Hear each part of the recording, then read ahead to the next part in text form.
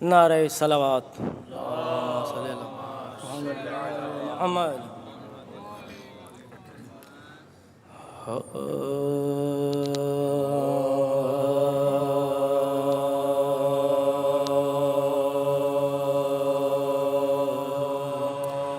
پھر چاند محرم کا نظر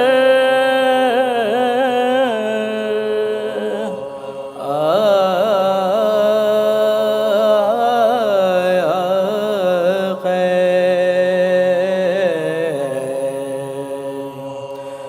پھر چاند محرم کا نظر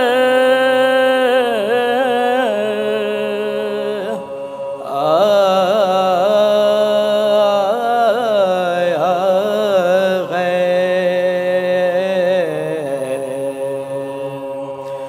پھر جوش میں چشمے تر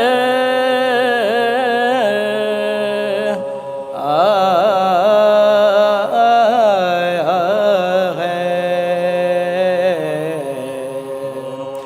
پھر جوش میں ابر چشمے تر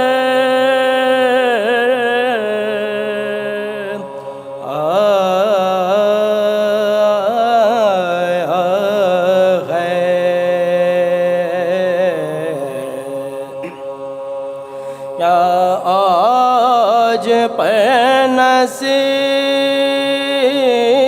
ہے عزاداروں کے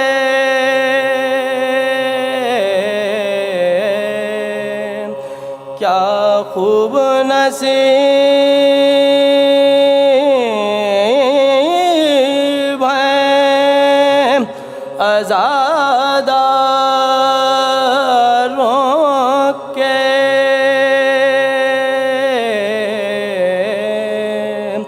فرزند رسول ان کے گھر آیا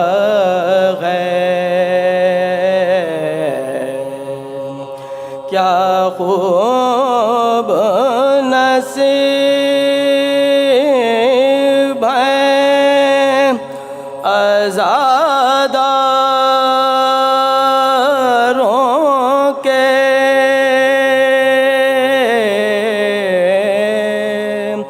فرزند رسول ان کے گھر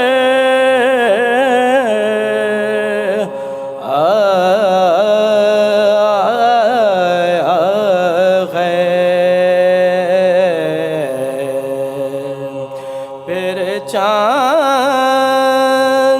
محرم کا نعرہ صلوات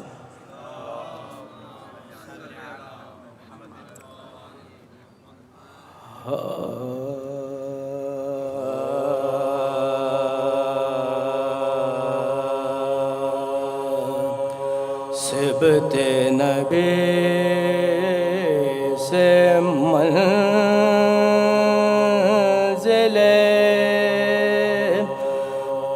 مقصد قریب ہے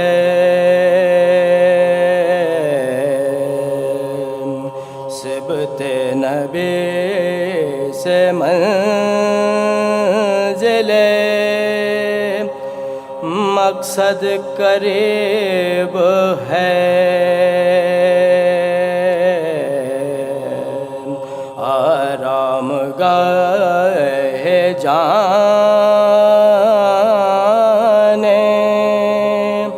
محمد قریب ہے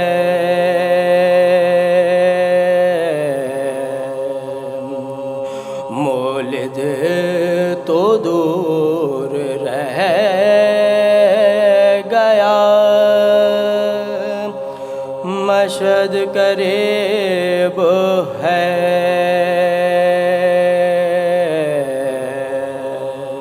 جس جا لحد بنے گی وہ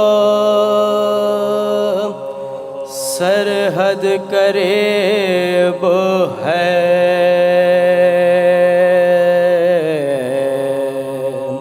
جس جا لحد بنے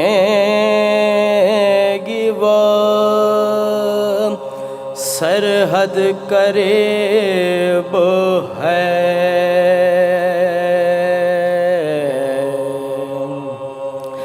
جاتے ہیں شاہ خلق کی مشکل کشائی کو،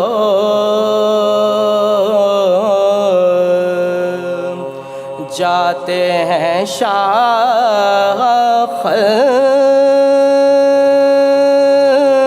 کی مشکل کشائی کو،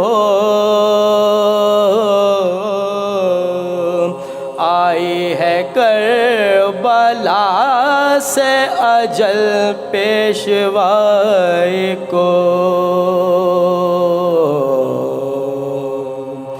سبت نبی سے منزل سورہ فاتحہ۔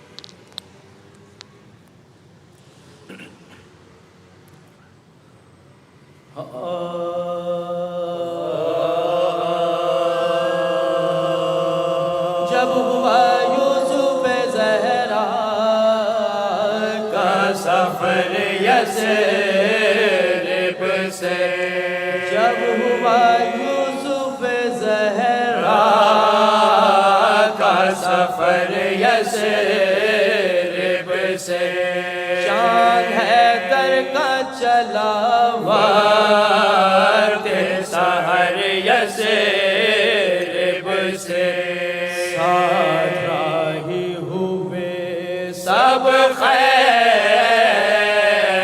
و پسر یثرب سے، نکلے مغموم شہ جن و بشر یثرب سے، نکلے مغموم شہ جن و بشر یثرب سے، لغت ختم رسل تربت زہرا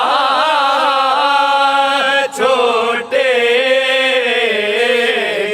ہر بزرگوں کا چھوٹا فاطمہ صغریٰ چھوٹے، صغریٰ کہتی تھی نا غم کیجئے بیماری کا، پاؤں پا گرتی ہوں میں مجھے کو نہ چھوڑو للہ، ہاتھ میں جوڑتی ہوں اے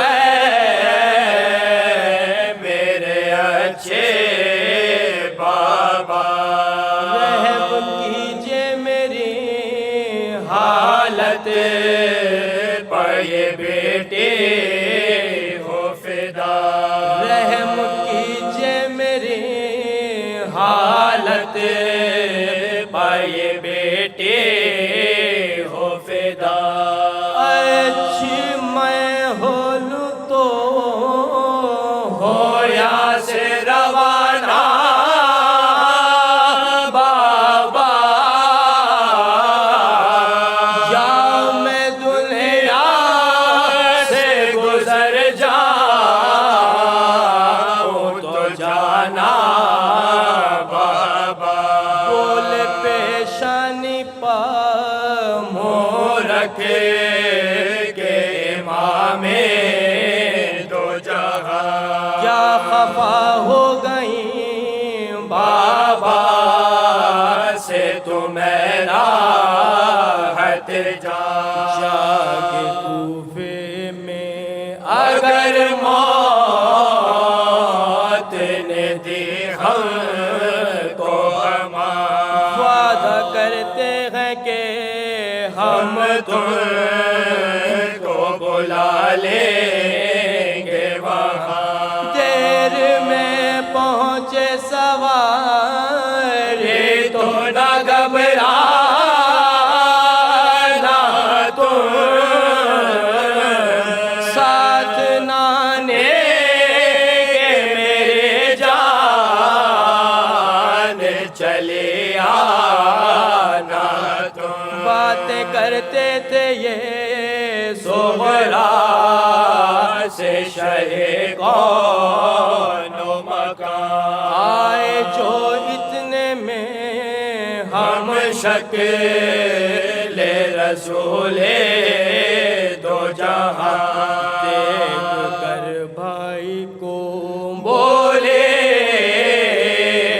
وہ بسد آہو فغا آؤ بھیا لے اکبر میں تمہارے قربان آؤ بھیا لے اکبر میں تمہارے قربان اپنا کچھ بس نہیں بابا تو ہمیں چھوڑ چلے تم بھی کیا خبر ناشاد سے منہ موڑ چلے ہم تو مہماں کوئی دل کے ہے نہ جاؤ بھائی اب یقین ہے کہ ہمیں آ کے نہ پاؤ بھائی لو مجھے زلف سمن بو کے سنگاؤ بھائی لوں بلائیں میں ذرا پاس تو آؤ بھائی لوں بلائیں میں ذرا پاس تو آؤ بھائی عالم ہجر میں دنیا سے سفر کرتے ہیں کوئی حسرت تو نہ رہ جائے کہ ہم مرتے ہیں عالم ہجر میں دنیا سے سفر کرتے ہیں کوئی حسرت تو نہ رہ جائے کہ ہم مرتے ہیں جب ہوا یوسف زہرا کا سفر یثرب سے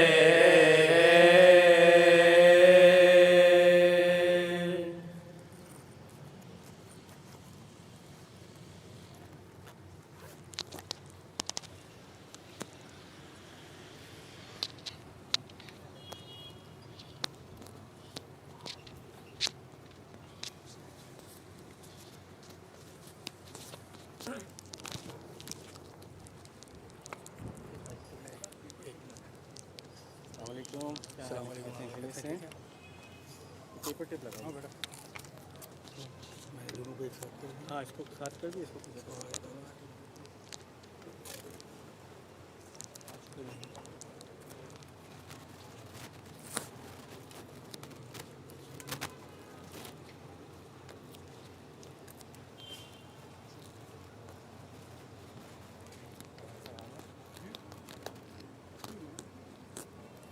کتنی دیر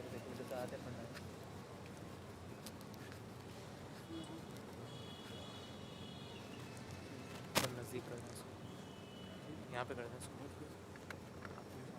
یہ دیکھیں یہاں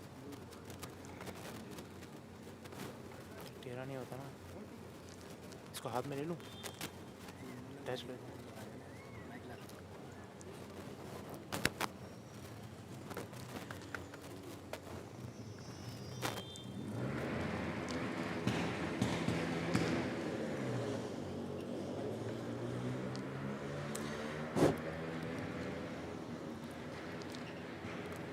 درود پڑھ دیجیے محمد و آل محمد کی ذات پر. دوسرا والا ہاتھ میں دے دو.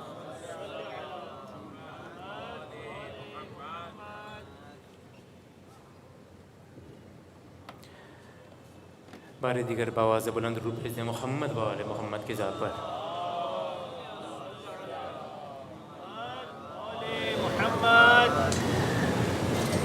انشاءاللہ خداوند متعال آپ سب کو کربلا کی زیارت نصیب فرمائے. یہ وہ ایام ہیں جس کے اندر ابا عبداللہ الحسین کی مظلومیت کو یاد کرتے ہیں. کچھ لمحوں کے لیے اپنے آپ کو کربلا کی سرزمین پر لے جائیں کہ جہاں کتنے یوسف لٹائے حسین نے. یہاں سنبھل کر قدم اٹھانا،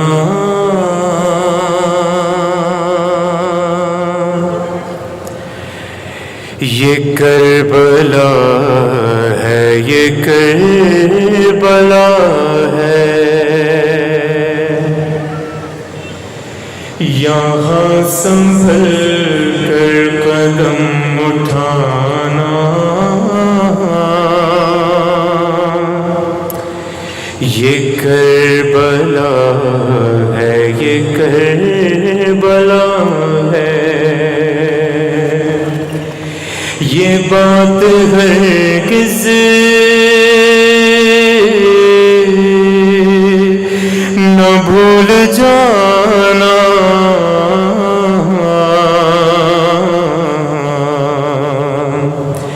یہ کربلا ہے، یہ کربلا ہے. جہان صبر و رضا یہی ہے، خدا صبر و رضا یہی ہے. ارے یہاں پہ چل کے آتے ہیں مہدی، بہشت زہرا یہ سرزمین ہے. یہاں ہے زہرا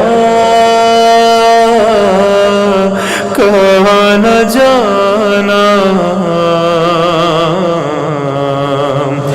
یہ کربلا ہے، یہ کربلا ہے. مل کے سارے صدا دیجیے، یہ کربلا ہے، یہ اور دعائیں دیں گے حسین تم کو،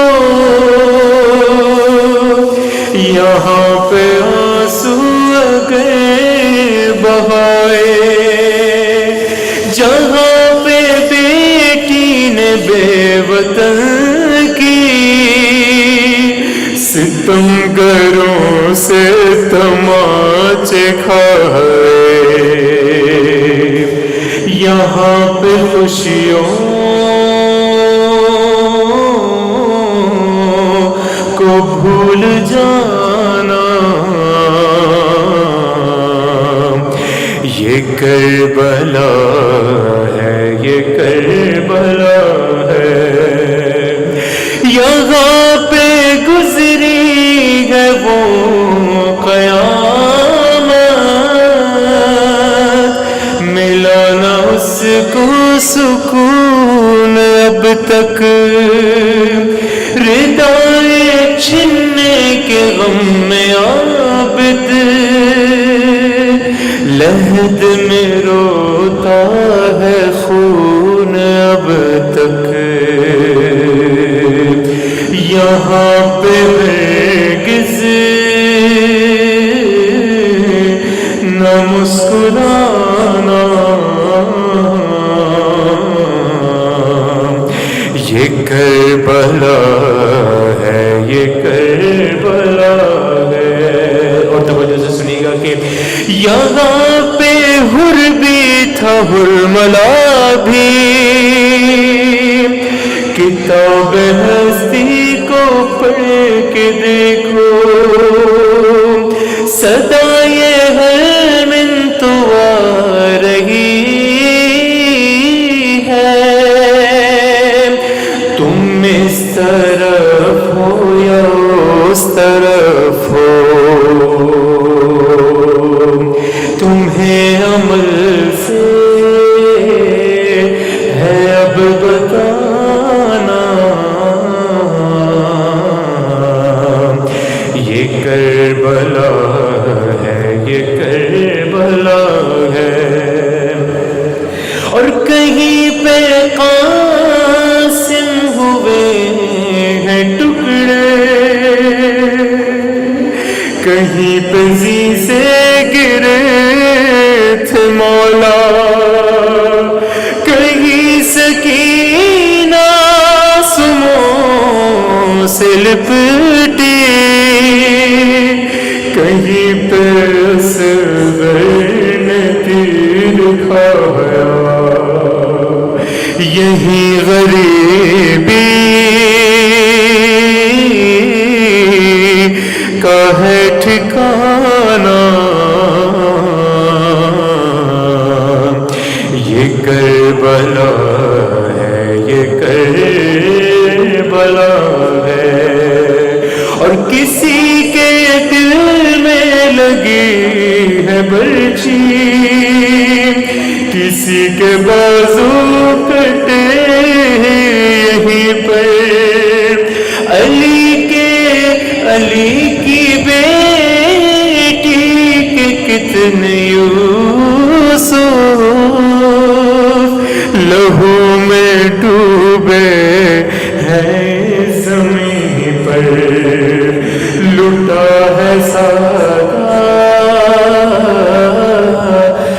کا گھرانہ، یہ کربلا ہے، یہ کربلا ہے، یہ بات ہرگز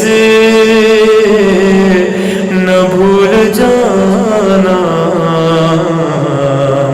یہ کربلا ہے، یہ کربلا ہے۔ مل کر درود پڑھ دیجیے محمد و آل محمد کی ذات پر۔ اللهم صل على محمد وآل محمد۔ آئیں گے اس کے بعد اٹھنا ہے، ادھر مل کر درود پڑھ دیجیے محمد و آل محمد کی ذات پر۔ اللهم صل على محمد وآل محمد۔ کچھ لمحوں کے لیے یہ فرض کیجیے کہ ایک چھوٹی بچی اپنے بابا کو بلاتی ہے تو کس درد بھرے انداز میں بلاتی ہے، یہ کرام پیش کر کے سوال نظر کر رہا ہوں۔ ایک دفعہ اپنی آزادی کی مقبولیت کے لیے اور فرش رضا کا حق ادا کرنے کے لیے مل کر درود پڑھ دیجیے محمد و آل محمد۔ اللهم صل على محمد وآل محمد۔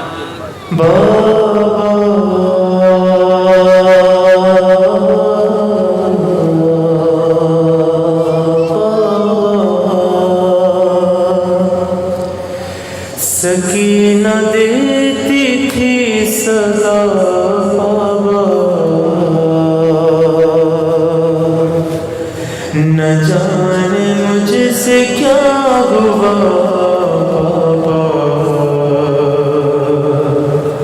ستا رہے ہیں اشتیاق بابا، مل کے پکارے بابا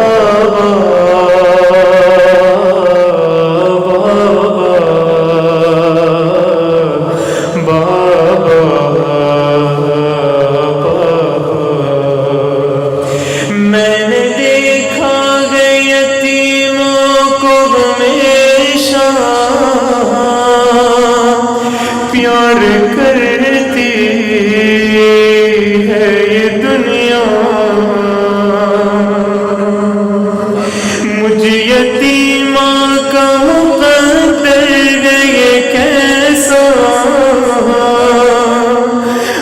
رلاتا ہے زمانہ، کوئی چادر کھینچتا ہے، کوئی بندہ مارتا ہے، کوئی دلہا بابا ستم پہ دیکھیے ستم بابا ہے ایک رسن میں سب حرم بابا، لبوں پہ آ گیا ہے دم بابا، مل کے پکاریے بابا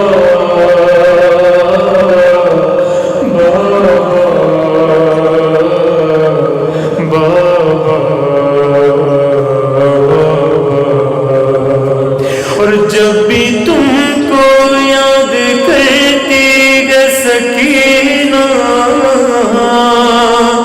دل کھاتی ہے حسینہ، پشت زخمی غم سے پر گئے میرا سینہ، لٹ گیا سارا خزینہ، بابا اب لگتا ہے مشکل میرا جینا، مجھ کو پہنچا تو مدینہ بابا، ابھی بھی ہوں میں تشنہ لب بابا، میں سوچتی ہوں روز و شب بابا، مجھے ملے گا پانی کب بابا، بابا بابا بابا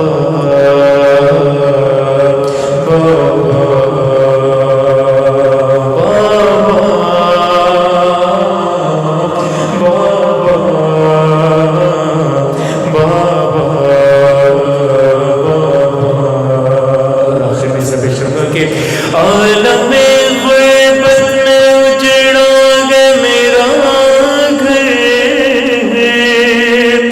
آئے قسمت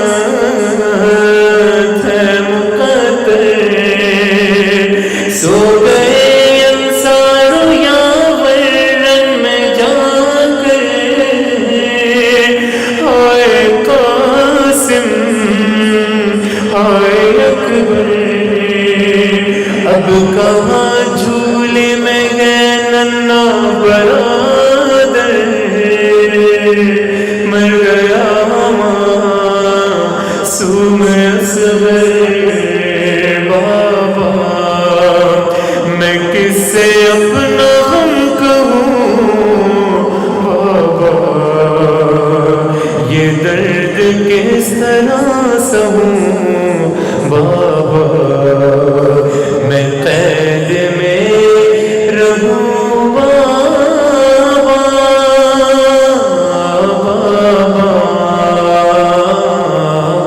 بابا بابا بابا، دشمنان اہل بیت کی نیست و نابودی کے لیے، پرچم اسلام کی سربلندی کے لیے، اپنی عزاداری کی مقبولیت کے لیے، امام زمانہ کے ظہور میں تاجیل کے لیے مل کر بابا سے بلند درود بھیج دیجیے محمد بابا محمد کی ذات پر۔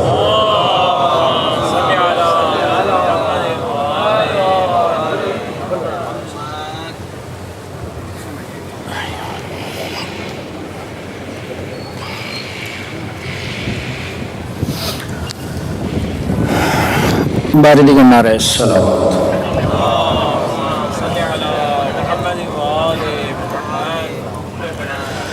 ایک مرتبہ مل کے نعرہ الصلوات،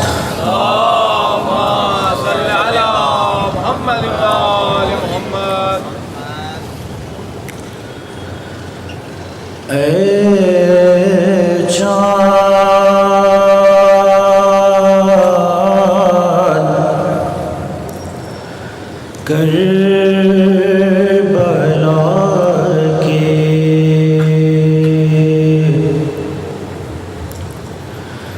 تو نے تو دیکھے ہوں گے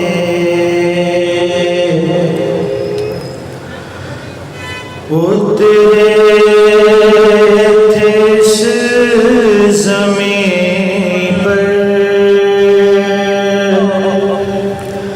عرش بری کے تارے اے چاند کربلا کی اے چاند جلوہ گر ہاشم کا چاند یا پر خیرات روشنی کی لے لیجیو یہاں سے اے چاند کربلا کے اے چاند اس زمین پر رکھیو ہمیشہ ٹھنڈک سوتے جو ہے یہاں پر زہرا کے ہیں یہ پیارے اے چاند کربلا کے خوش ہو گئے امام زمان علیہ السلام بآواز بلند صلوات صلی علی محمد صلوات صلی علی محمد برائے خوشنودی امام زمانہ بلندر صلوات صلی علی محمد بر حبیب خدا خاتم الانبیاء بآواز بلند صلوات صلی علی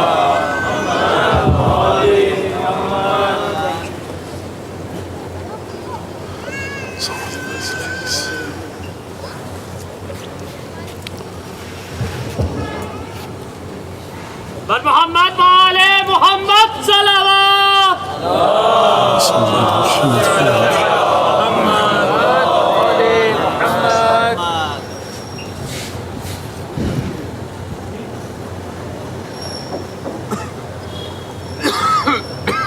ایک دفعہ اور درود بھیجے محمد آل محمد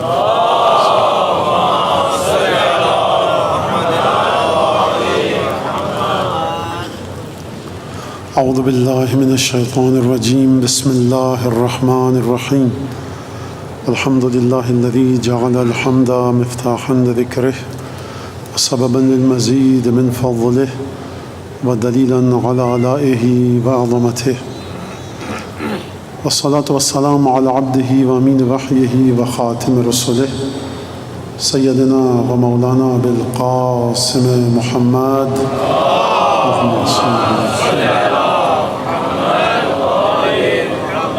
وعلى أهل بيته الطيبين الطاهرين الذين أذهب الله عنهم الرجس وطهرهم تطهيرا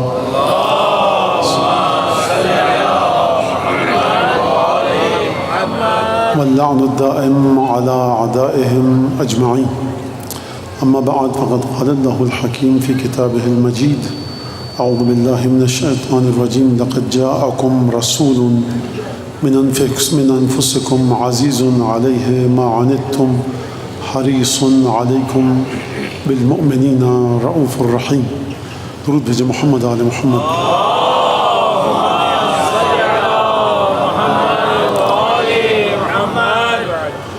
مجلس سید الشہداء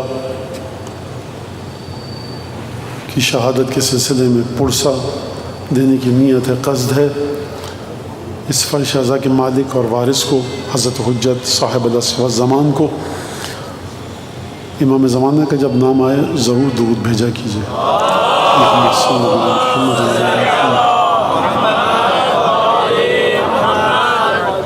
پنجتن کو، سید الشہداء کی اولاد کو، ان کی نسل سے جتنے امام ہیں ان کو. موضوع آپ کے سامنے ہے، اطلاع آپ کو یقیناً ہے، لیکن جن لوگوں تک نہیں پہنچ سکا موضوع تو ان کے لیے میں عرض کروں کہ رسالت اور حقیقت امامت. اس کا مطلب یہ ہے کہ جو آج کی تقریر کو ملا کر 9 دن کل ہوں گے تو اس میں رسالت پر اور اس کے ساتھ ساتھ امامت کی حقیقت پر گفتگو آپ کے سامنے پیش کی جائے گی. ایک سوال یہاں پر یہ ہے کہ حقیقت رسالت اور امامت کیوں نہیں؟ تو اصل میں سوالات جو ہیں وہ امامت کے بارے میں ہیں، رسالت مسلمانوں کے سامنے. چلیے تھوڑی دیر کے لیے فرض کر لیتے ہیں کہ واضح ہے، فرض کرنے میں کوئی حرج نہیں ہے. یہ اور بات ہے کہ آج تک ہم مسلمان رسول خدا کی صحیح حیثیت کا قرآن کریم کی آیات کی روشنی میں تعین نہیں کر سکے. قرآن مجید فرما رہا ہے کہ وما ينطق عن الهوى ان هو الا وحی یوحی، کہ جو کچھ کہتا ہے ہمارا حبیب ہماری مرضی کے بغیر کچھ نہیں کہتا. لیکن مسلمان اگر آ کر رسول خدا کی زندگی کو حصوں اور گوشوں میں بانٹے کہ یہاں پر تو رسول خدا کوئی غلطی نہیں کر سکتے لیکن زندگی کے اس حصے میں غلطی ہو سکتی ہے، تو اب میں قرآن کی بات کو مانوں یا مسلمانوں کی توسط سے رسول کی شخصیت میں بنائے ہوئے خانوں اور کالمز کو مانوں. اگرچہ مسلمانوں کو یہ کہنے کا حق نہیں ہے کہ ہم رسول کی شخصیت کو سمجھ چکے ہیں، اور پچھلے برس جو میں آپ کے سامنے گفتگو پیش کر چکا یا نہیں مجھے یاد نہیں، لیکن بہرحال پچھلے برس جو میں نے گفتگو کی اور اس کو جس طرح سے آپ نے سنا اس نے مجھے جرت دی اور ہمت دی ہے کہ میں اس سال اس برس گفتگو کو مزید آپ کے سامنے گہرائی میں لے کر جا سکوں، اور جو اکثریت میرے نوجوان دوستوں کی اور نوجوان سننے والوں کی ان کی معرفت میں انشاءاللہ کچھ اضافہ ہو سکے قرآن اور اہل بیت کی احادیث کی روشنی میں. تو وہ رسول کہ جس کو دینیات کے کورسز کی کتابوں میں لفظ میں کیا استعمال کروں کہ ورقۃ ابن نوفل کے پاس جو رسول جا کر کہے کہ میرے ساتھ ہو کیا رہا ہے، تو شرم آنی چاہیے آپ کو کہ آپ اپنے رسول کو اس طرح سے تعارف کرواتے ہیں. اس ذلت اور رسوائی سے اگر بچنا ہے تو نہج البلاغہ کے رسول کو مانیے، اپنے عقل کے ذریعے خلق کیے گئے رسول کو مت مانیے. لہٰذا پروردگار عالم قرآن مجید میں رسول کا تعارف ہے، نہج البلاغہ میں رسول کا تعارف ہے، امام علی نقی علیہ السلام نے رسول خدا کا تعارف کروایا، چھٹے امام نے رسول خدا کا تعارف کروایا، ان کے پوتے اور نواسے سید سجاد نے تعارف کروایا، امام حسن اور امام حسین علیہ السلام نے تعارف کروایا. جب گھر میں ایسی ہستیاں موجود ہیں کہ جن کی نگاہ رسول کی نگاہ کے ساتھ جڑی ہوئی ہے، جن کی روح رسول کی روح کے ساتھ جڑ چکی ہے، تو اب جو گھر سے باہر جا کر رسول کے تعارف کو ڈھونڈے گا تو اس کی عقل پر ماتم نہ کیجیے گا تو کیا کیجیے گا. لہٰذا میں نے جو یہ لفظ میں نہیں لکھا کہ حقیقت رسالت، تو اس وجہ سے کہ ہم مسلمان سمجھتے ہیں، غلط سمجھتے ہیں لیکن سمجھتے ہیں کہ ہم رسول کو سمجھ چکے ہیں، لیکن ہم رسول کو نہیں سمجھے. لیکن بہرحال میں نے ایک عام زاویہ نگاہ کے مطابق صرف عنوان یہ رکھا کہ رسالت اور حقیقت امامت، کہ رسالت پر گفتگو ہوتے ہوتے انشاءاللہ ہم امامت کی حقیقت پر گفتگو کریں گے، اور پھر اس کے بعد کہ امام کا، امام وقت کا، امام معصوم کا اپنے رسول سے کیا تعلق ہوتا ہے، اور امام کا درجہ اور اس کے مدارج کیا ہیں. گفتگو یقیناً آپ حضرات کو وقت بھی بہت ہو چکا ہے رات کا، لیکن آپ حضرات میں نے جیسا کہ عرض کیا میں پچھلے سال آپ کی سماعت پر بھروسہ کر کے اس سال اس موضوع کا انتخاب کیا ہے، لہٰذا آپ حضرات یقیناً توجہ سے سنیں گے. جو آیت میں نے آپ کے سامنے پیش کی، ہاں ایک اور دو جملے کہہ دوں، ایک آدھ جملہ اور، وہ یہ کہ کیونکہ امامت کے بارے میں یہ سمجھا جاتا ہے جب ہم امام کے معجزات، امام کے علوم، امام کی روح کی طاقت، امام کے نفس کی طاقت، ہم امام کو خدا کی آنکھ کہتے ہیں، ہم امام کے چہرے کو خدا کا چہرہ کہتے ہیں، ہم امام کی زبان کو خدا کی زبان کہتے ہیں، ہم امام کے ہاتھ کو خدا کا ہاتھ کہتے ہیں. تو یہاں سے ایک حیرت، ایک پریشانی، ایک اچنبھا وجود میں آتا ہے کہ صاحب یہ کیا، یہ تو آپ نے رسول بنا دیا۔ تو سرکار ہم نے رسول نہیں بنایا، رسول خدا دنیا سے چلے گئے، رسالت ختم ہو چکی ہے، ورثہ رسالت باقی ہے۔ اس موضوع کی در حقیقت جو تقسیم بندی ہے وہ یہ ہوگی کہ رسول خدا دنیا سے چلے گئے، رسالت ختم ہو چکی ہے، عصمت اب بھی باقی ہے۔ اور قرآن کی آیات اس پر دلالت کرتی ہیں کہ رسول اگرچہ دنیا سے جا سکتا ہے، اور رسول دنیا سے چلا گیا، لیکن رسول کے جانے کے بعد یہ مت سمجھنا کہ رسول اپنی عصمت کو اپنے ساتھ لے کر چلے گئے۔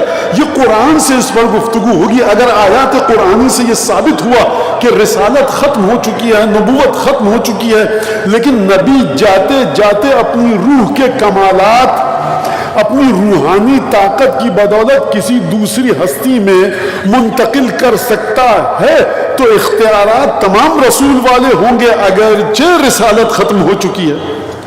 آپ کہیں مولانا یہ کیا بات کی؟ سرکار رسول خدا کے پاس تمام اختیارات اللہ والے تھے کہ نہیں تھے؟ جو خدا کو اختیار ہے وہ رسول کو تھا کہ نہیں تھا؟ تو کیا آپ رسول اللہ کو اللہ مانتے ہیں یا رسول مانتے ہیں؟ تو جس طرح سے ہم امام کے پاس جو اختیارات ہیں رسول خدا کے، ہم یہ نہیں کہتے کہ ہمارا امام رسول ہے، ہم کہتے ہیں اختیارات وہ ہیں۔ آپ کا حق ہے کہ آپ ہم سے پوچھیں گے مولانا قرآن سے ثابت کیجئے یہ آپ امام کی روح کو کہاں تک لے کر چلے گئے، تو سرکار قرآن سے گفتگو ہوگی آپ کے سامنے۔ لہٰذا ہم گفتگو کے ان مراحل کو یہاں پر ہم طے کریں گے۔ اب اس سے زیادہ آپ کا وقت نہ لوں اور قرآن کی آیت کی طرف آتے ہیں جو میں نے سرنامہ کلام میں آپ کے سامنے پیش کی۔ گفتگو آپ توجہ کے ساتھ سنیے گا، گفتگو مشکل نہیں ہے، بالکل ثقیل نہیں ہے، اور حکمت الہی کا اور حکمت نبوی کا، حکمت علوی کا یہ خاصہ ہے۔ 12 اماموں کی حکمت، یعنی جو ان کے جملے ہوتے ہیں گفتگو فرماتے ہیں، ائمہ کی گفتگو کا طریقہ، قرآن کی گفتگو کا طریقہ، رسول اللہ کی گفتگو کا طریقہ، اس کی خوبی یہ ہوتی ہے کہ ایک بہت بڑا فلسفی بھی سمجھ سکتا ہے اور 10 سال کا بچہ بھی سمجھ سکتا ہے۔ لہٰذا آپ گھبرائیے گا نہیں کہ مولانا آیات پڑھیں گے تو کیا آیات اور کیا فلسفہ، منطقی اور علم کلام کی گفتگو ہوگی، ہم سمجھ پائیں گے یا نہیں سمجھ پائیں گے؟ صرف آپ کو ذرا حوصلے کے ساتھ بیٹھنا ہے۔ آج کی گفتگو تمہیدی ہوگی، یعنی کیا مطلب تمہیدی ہوگی؟ اب یہ بھی اردو کا مشکل لفظ ہے، پریشانی ہے کہ میں کیا لفظ ڈھونڈوں اب اس کے لیے۔ مطلب آج کی گفتگو بقیہ 9 دن کی گفتگو کے لیے زمین کو ہموار کرے گی۔ لہٰذا آپ آج کی گفتگو اپنے ذہن میں رکھیے گا، اور آپ کے سامنے کچھ سوالات مجھے آج پیش کرنا اور پھر مصائب کی منزل انشاءاللہ۔ پروردگار عالم نے فرمایا سورہ توبہ کے آخری حصے میں، آخری آیت سے پہلے والی آیت 129 آیات ہیں، 128ویں آیت میں نے آپ کے سامنے تلاوت کی سورہ توبہ کی۔ لَقَدْ جَاءَكُمْ رَسُولٌ مِّنْ أَنفُسِكُمْ، تمہارے پاس آ گیا رسول تمہارے درمیان سے ہی۔ لَقَدْ جَاءَكُمْ رَسُولٌ مِّنْ أَنفُسِكُمْ عَزِيزٌ عَلَيْهِ مَا عَنِتُّمْ، جو تمہیں تکلیفیں ہوتی ہیں نا وہ اس کو بڑا شاق گزرتا ہے۔ جن تم تکلیفوں میں، آزمائشات میں، دکھوں میں، پریشانیوں میں، گرفتاریوں میں، کٹھن حالات میں تم مبتلا ہوتے ہو نا، تو تمہارے رسول کو بڑی تکلیف ہوتی ہے اس سے۔ یہ بات بھی آسان ہے بڑی۔ عزیز علیہ ما عنتم حریص علیکم، یہ رسول تمہاری ہدایت کے سلسلے میں کسی قیمت پر بھی پیچھے نہیں ہٹتا، ہر کوشش، ہر جتن کر ڈالا اس رسول نے تمہیں اچھا بنانے کے لیے۔ یہ ترجمہ بھی آسان ہے، حریص علیکم بالمؤمنین رؤوف الرحیم، مومنین کے ساتھ یہ رسول بڑا رحیم ہے، بڑا رحم دل ہے۔ توجہ کی آپ نے آیت پر، لیکن عجیب بات ہے کہ آیت نے ایک دفعہ کروٹ لی، ورق پلٹا، خدا کا لہجہ تبدیل ہوا۔ فَإِن تَوَلَّوْا فَقُلْ حَسْبِيَ اللَّهُ عَلَيْهِ تَوَكَّلْتُ وَهُوَ رَبُّ الْعَرْشِ الْعَظِيمِ۔ حبیب اگر اس آیت کو سننے کے بعد بھی یہ لوگ تم سے پیٹ پھیر کے چلے جائیں تو ان سے یہ کہو کہ دیکھو میں اپنے پروردگار عالم پر توکل کرتا ہوں، پروردگار عالم کے علاوہ کوئی اور نہیں، وہ رب العرش العظیم، وہ عرش عظیم کا رب ہے، پروردگار ہے عرش عظیم کا۔ فَإِن تَوَلَّوْا فَقُلْ حَسْبِيَ اللَّهُ، اگر یہ لوگ تمہاری باتیں سننے کے بعد، یہ تمام چیزیں سننے کے بعد بھی تمہاری بات نہ سنیں، پیٹ موڑ کے چلے جائیں، تو ان سے کہو حسبی اللہ، میرے لیے اللہ ہی کافی ہے۔ تو آپ کی سمجھ میں آ گیا کہ جو ہم کہتے ہیں میرے لیے اللہ ہی کافی ہے، میرے لیے اللہ ہی کافی ہے، یہ قرآن کا عقیدہ ہے۔ لیکن اب بات یہ ہے کہ قرآن نے اپنے آپ کو جب خدا نے کہا حبیب تمہارے لیے میں ہی کافی ہوں، ہر چیز میں میری طرف دیکھنا، اب جو چیز تمہیں ملے گی میری جانب سے ہی ملے گی، تو اس کا مطلب یہ ہے کہ حبیب خدا کو جتنے بھی تحفے خدا کی جانب سے ملے وہ توحید کے تسلسل کے ساتھ ہیں، توحید کے ساتھ ہیں، خدا کا تحفہ ہے، کیونکہ رسول خدا کو حکم دے رہا ہے خدا کے حبیب ان سے کہہ دو اگر یہ تمہاری مدد نہ کریں، تمہاری بات نہ سنیں تو ان سے کہو فَإِن تَوَلَّوْا، اگر پیٹ موڑ کر جائیں ان سے کہو کہ تم کیا سمجھتے ہو مجھے تمہاری مدد کی ضرورت ہے، مجھے تمہارے روپے پیسے کی ضرورت ہے، مجھے تمہاری حمایت کی ضرورت ہے، میں یہ چاہتا ہوں کہ میرے ارد گرد لشکر رہے، حسبی اللہ، میرے لیے میرا خدا کافی ہے۔ پروردگار، یا اب یہاں سے ایک بات آپ کو ذہن میں رکھنی ہے، ہم کل یا پرسوں اس بات پر پہنچیں گے، یہ جو خدا کافی ہے تو خدا نے اپنے حبیب کو کیسے ثابت کیا کہ میں تمہارے لیے کافی ہوں؟ کس مرحلے پر طے کیا؟ محمد وآل محمد صلوات۔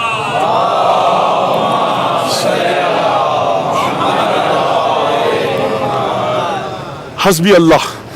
میں جاری رکھوں یا نہیں رکھوں؟ برائے خوشنودی امام زمانہ بلند تر سلوات۔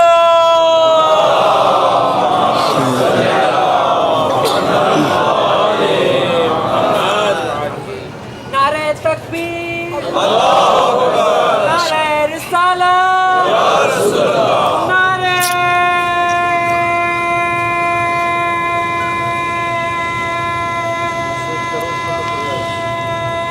حیدری، محمد وآل محمد صلوات۔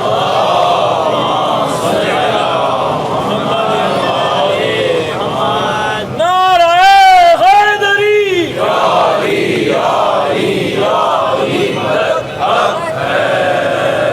اور محمد وآل محمد بلند تر سلوات۔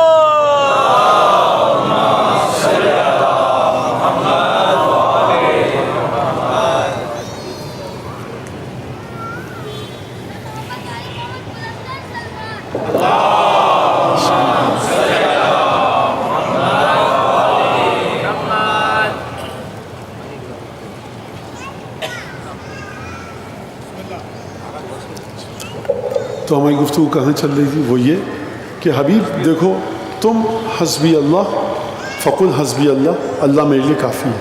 تو یہ قرآن کا عقیدہ ہے، اللہ میرے لیے کافی ہے۔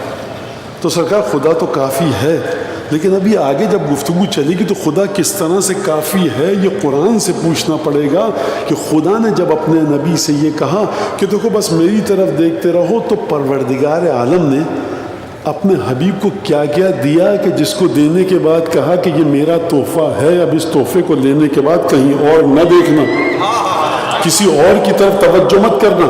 اب اگر کچھ تحفے اللہ نے اپنے حبیب کو دیے، کہا دیکھو حبیب تمہیں یہ جو تحفہ دیا میری طرف سے ہے، اب اس تحفے کو لینے کے بعد کسی اور کی طرف مت دیکھنا، تو اس کا مطلب ہے وہ تحفہ رسالت کی علامت ہے، وہ تحفہ رسالت کی نشانی ہے، وہ تحفہ ایسا ہے کہ جس کو دینے کے بعد حبیب سے اپنے خدا یہ کہے کہ انا اعطیناک الکوثر، پروردگار اگر تو کافی تھا، پروردگار اگر تو کافی تھا تو یہ کوثر دینے کی ضرورت کیا آئی؟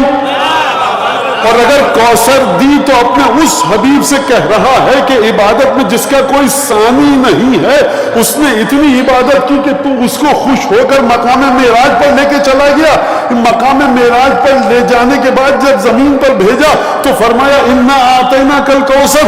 اب دیکھو اب مقام یہ ہے کہ عبادت بھی زیادہ کرو، قربانی بھی کرو، کانوں تک ہاتھوں کو اٹھاؤ، جو ترجمہ بھی کریں مفسرین، فصل لربک وانحر ان شانئک هو الابتر، یعنی وہ جو تحفہ تھا پروردگار عالم نے دیا میرے لیے میرا اللہ کافی ہے، تو اللہ نہ آسمان پر کافی ہے نہ زمین پر، پروردگار یعنی اب اس جملے کی تشریح سن لیجیے، نہ جانے کیا اس پہ ایک وبال بپا ہو جائے، یعنی خدا آسمانوں میں تو نہیں ہے کہ ہم کہ وہاں کافی ہے، خدا زمین میں بھی نہیں ہے کہ وہاں کافی ہے۔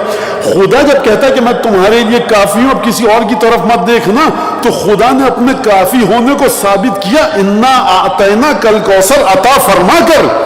اب جہاں جہاں تک یہ انا اعطیناک الکوثر چلے گی وہاں وہاں تک حسبی ربی آئے گا، حسبی اللہ آئے گا، علیہ توکل تو آئے گا، اور پھر یہ لفظ آئے گا کہ وہ پروردگار میرا رب عرش عظیم ہے، یعنی یہ تحفہ آپ کو عرش الہی سے بھی جوڑے گا، حسبی اللہ بھی کہے گا، توکل کی علامت بھی ہوگا، یعنی خداوند تبارک و تعالیٰ کے دیے ہوئے تحفوں پہ بھروسہ کر کے اگر دشمنوں کے سامنے جاؤ، کفار اور منافقین کے سامنے جاؤ، اس کا مطلب شرک نہیں ہے، عین توحید ہے کہ خدا کا دیا ہوا تحفہ ہے۔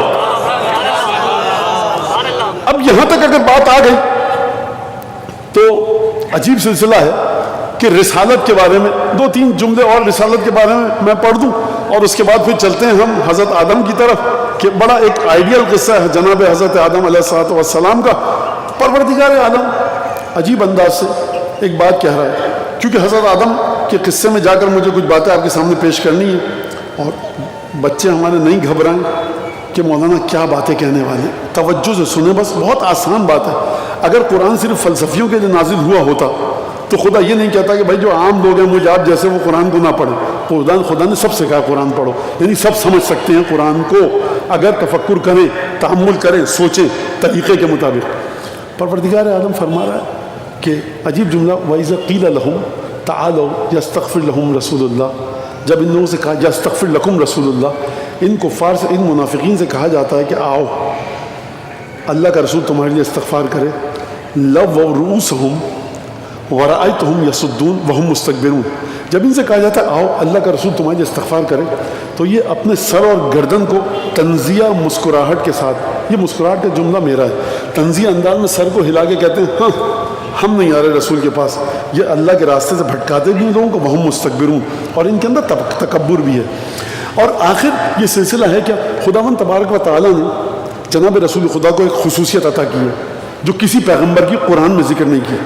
بھائی دیکھیے، اب آپ کسی حدیث کی کتاب میں لے آئیں تو یا تو آپ کہیے قرآن قرآن قرآن، جب بات قرآن سے ہوتی ہے تو آپ کہتے ہیں فلاں حدیث، تو قرآن کے ذریعے سمجھیے کہ قرآن مجید رسول خدا کی حیثیت کو کس طرح سے بیان فرما رہا ہے۔ صرف آپ کا اور ہمارا آخری رسول، اللہ کا حبیب حضرت محمد مصطفیٰ صلی اللہ علیہ وآلہ وسلم،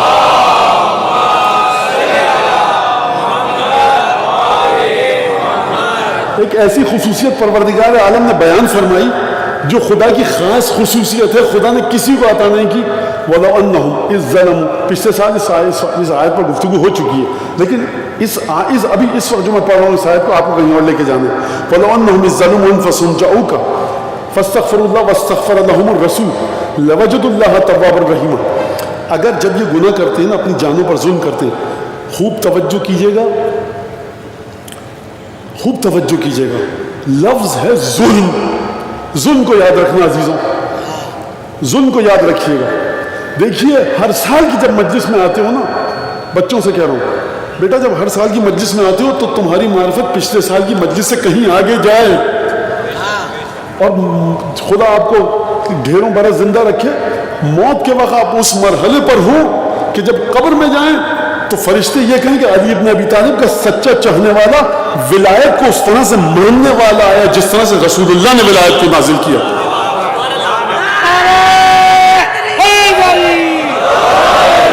ظلم کے لفظ کو یاد رکھنا، فسق کی بات نہیں ہو رہی، ظلم کی ہو رہی۔ وَلَوْ أَنَّهُمْ ظَلَمُوا أَنفُسَهُمْ جَاءُوكَ فَاسْتَغْفَرُوا اللَّهَ وَاسْتَغْفَرَ لَهُمُ الرَّسُولُ، یہ لوگ جنہوں نے اپنی جانوں پر ظلم کیا ہے، حبیب اگر یہ آئیں تیرے پاس، حبیب اگر یہ تیرے پاس آئیں اور اللہ سے اپنے گناہوں کی معافی مانگیں، وَاسْتَغْفَرَ لَهُمُ الرَّسُولُ، اللہ کا رسول بھی ان کے لیے گناہوں کی مغفرت طلب کرے۔ پروردگار تو ہر جگہ ہے، تو کہیں بھی میں اپنی گلی کوچے میں کھڑو کر استغفار کر لوں؟ کہا کہ نہیں، جاؤں کا آنا رسول کے پاس استغفار کرنا۔ پروردگار بس رسول کے پاس آ گئے، اب ہم استغفار کر رہے ہیں؟ نہیں، فاستغفر لهم الرسول، رسول بھی تمہاری استغفار کے ساتھ استغفار کرے، لوجدوا اللہ توابا رحیما، تو تم یقیناً دیکھو گے کہ خدا بہت جلد تمہاری توبہ کو قبول کرے گا اور بڑی رحمت کے ساتھ تمہارے ساتھ معاملہ رکھے گا۔ پھر پروردگار نے ایک عجیب جملہ کہا، فرمایا، عجیب جملہ ہے، پروردگار عالم نے یہاں پر ارشاد فرمایا کہ حبیب دیکھو، استغفرت لهم او لم تستغفر لهم، حبیب دیکھو کچھ لوگ ایسے ہیں جن کے لیے تم استغفار کرو یا نہ کرو، لن یغفر اللہ لهم، خدا ان کے گناہوں کو کبھی نہیں بخشے گا۔ کیوں نہیں بخشے گا؟ ان اللہ لا یہدی القوم الفاسقین۔ پچھلے سال مجھے اچھی طرح سے یاد ہے، یہاں پر گفتگو ہوئی تھی، لیکن آج دوسرے انداز سے میں گفتگو کر رہا ہوں، یعنی مزید ایک بات کو آپ کے سامنے پیش کر رہا ہوں۔ اوپر کیا فرمایا پروردگار عالم نے کہ اگر یہ لوگ آئیں اور گناہ کی توبہ کریں رسول کے پاس آ کر، 3 شرطیں ہیں، رسول کے پاس آؤ، استغفار کرو، رسول بھی تمہارے لیے استغفار کرے، میں رسول کے پاس ہوں، استغفار کر رہا ہوں، رسول کی مرضی نہ ہو کہ استغفار کریں، خدا تواب اور رحیم نہیں ہے۔ کب ہوگا؟ جب میں بھی استغفار کروں، رسول بھی استغفار کرے، رسول کے قدموں میں اپنا سر رکھو، تب جا کر لوجد اللہ تواب الرحیم، تب تم خدا کو توبہ قبول کرنے والا پاؤ گے، تب تم خدا کو رحیم و کریم پاؤ گے۔ اور پھر فرمایا حبیب دیکھو کچھ لوگ ایسے ہیں استغفرت لہم ام لم تستغفر لہم، کچھ لوگ ایسے ہیں کہ ان کے لیے چاہے تم استغفار کرو یا نہ کرو لن یغفر اللہ لہم، خدا ان کو کبھی نہیں بخشے گا۔ پروردگار یہ کیا؟ ابھی تو نے اوپر فرمایا کہ ہم بخش دیں گے، تمہارے پاس آئیں تو صحیح، تمہاری دہلیز سے پیشانی تو ٹکائیں، ہم انہیں بخش دیں گے، اور اب اتنے عجیب انداز میں اپنے حبیب سے گفتگو فرما رہا ہے کہ استغفرت لہم ام لم تستغفر لہم لن یغفر اللہ لہم، حبیب چاہے تم ان کے لیے استغفار کرو یا نہ کرو ہم ان کو نہیں بخشیں گے۔ ان اللہ لا یہدی القوم الفاسقین، خدا گروہ فاسقین کو کبھی معاف نہیں کرے گا، کبھی ہدایت نہیں کرے گا، ان کے گناہوں کو کبھی معاف نہیں کرے گا۔ یہ فاسقین ہیں کیا؟ پروردگار اس آیت کے بارے میں بتا، تو یہ اپنے رسول کی منزلت کو بڑھا رہا ہے یا گھٹا رہا ہے؟ ابھی پچھلی آیت میں کہا کہ اگر تمہارے پاس آ جائیں استغفار کریں، تم بھی استغفار کرو ہم ان کے گناہوں کو معاف کریں گے، اور اب یہاں فرما رہے کہ تم جتنی استغفار کر لو ہم ان کو معاف نہیں کریں گے۔ تو پروردگار قرآن میں ٹکراؤ نہیں ہے، اختلاف نہیں ہے، فرمایا ان اللہ لا یہدی القوم الفاسقین، حبیب ان کے دلوں میں گناہ ایسا ہے کہ جس کی وجہ سے فسق میں مبتلا ہیں، وہ جو ظلم کر کے آئے اپنے نفس پر شرمندگی کے ساتھ بارگاہ رسالت میں آئے، رسول سے کہا یا رسول اللہ استغفار کیجئے، میں بھی استغفار کرتا ہوں خدا بخش دے گا، لیکن فسق جب دل میں ہوگا کیا بیماری ہے قرآن سے پوچھو،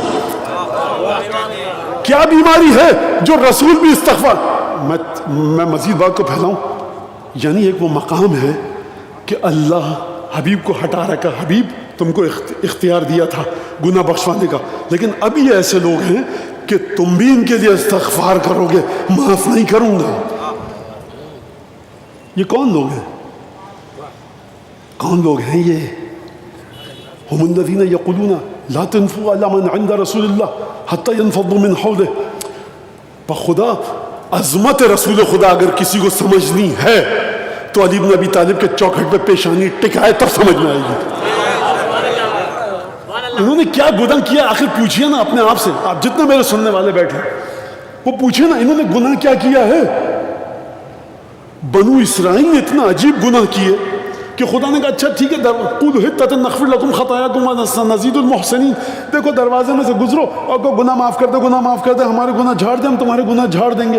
موسیٰ کو بھی درمیان میں نہیں لا رہا خدا، کہا موسیٰ ان کو پیغام دے تو دروازے سے گزرے، یہ نہیں کہا موسیٰ کے پاس جاؤ موسیٰ بھی استغفار کریں تم بھی استغفار کرو تب جا کر توبہ قبول کریں گے۔ یہ محمد مصطفیٰ ہیں، وہ موسیٰ تھے، اس حبیب کے پاس آنا پڑے گا۔ لیکن کچھ لوگ ایسے ہیں استغفرت لہم ام لم تستغفر لہم، چاہے حبیب تم ان کے لیے استغفار کرو یا نہ کرو لن یغفر اللہ لہم، خدا ان کو کبھی معاف نہیں کرے گا۔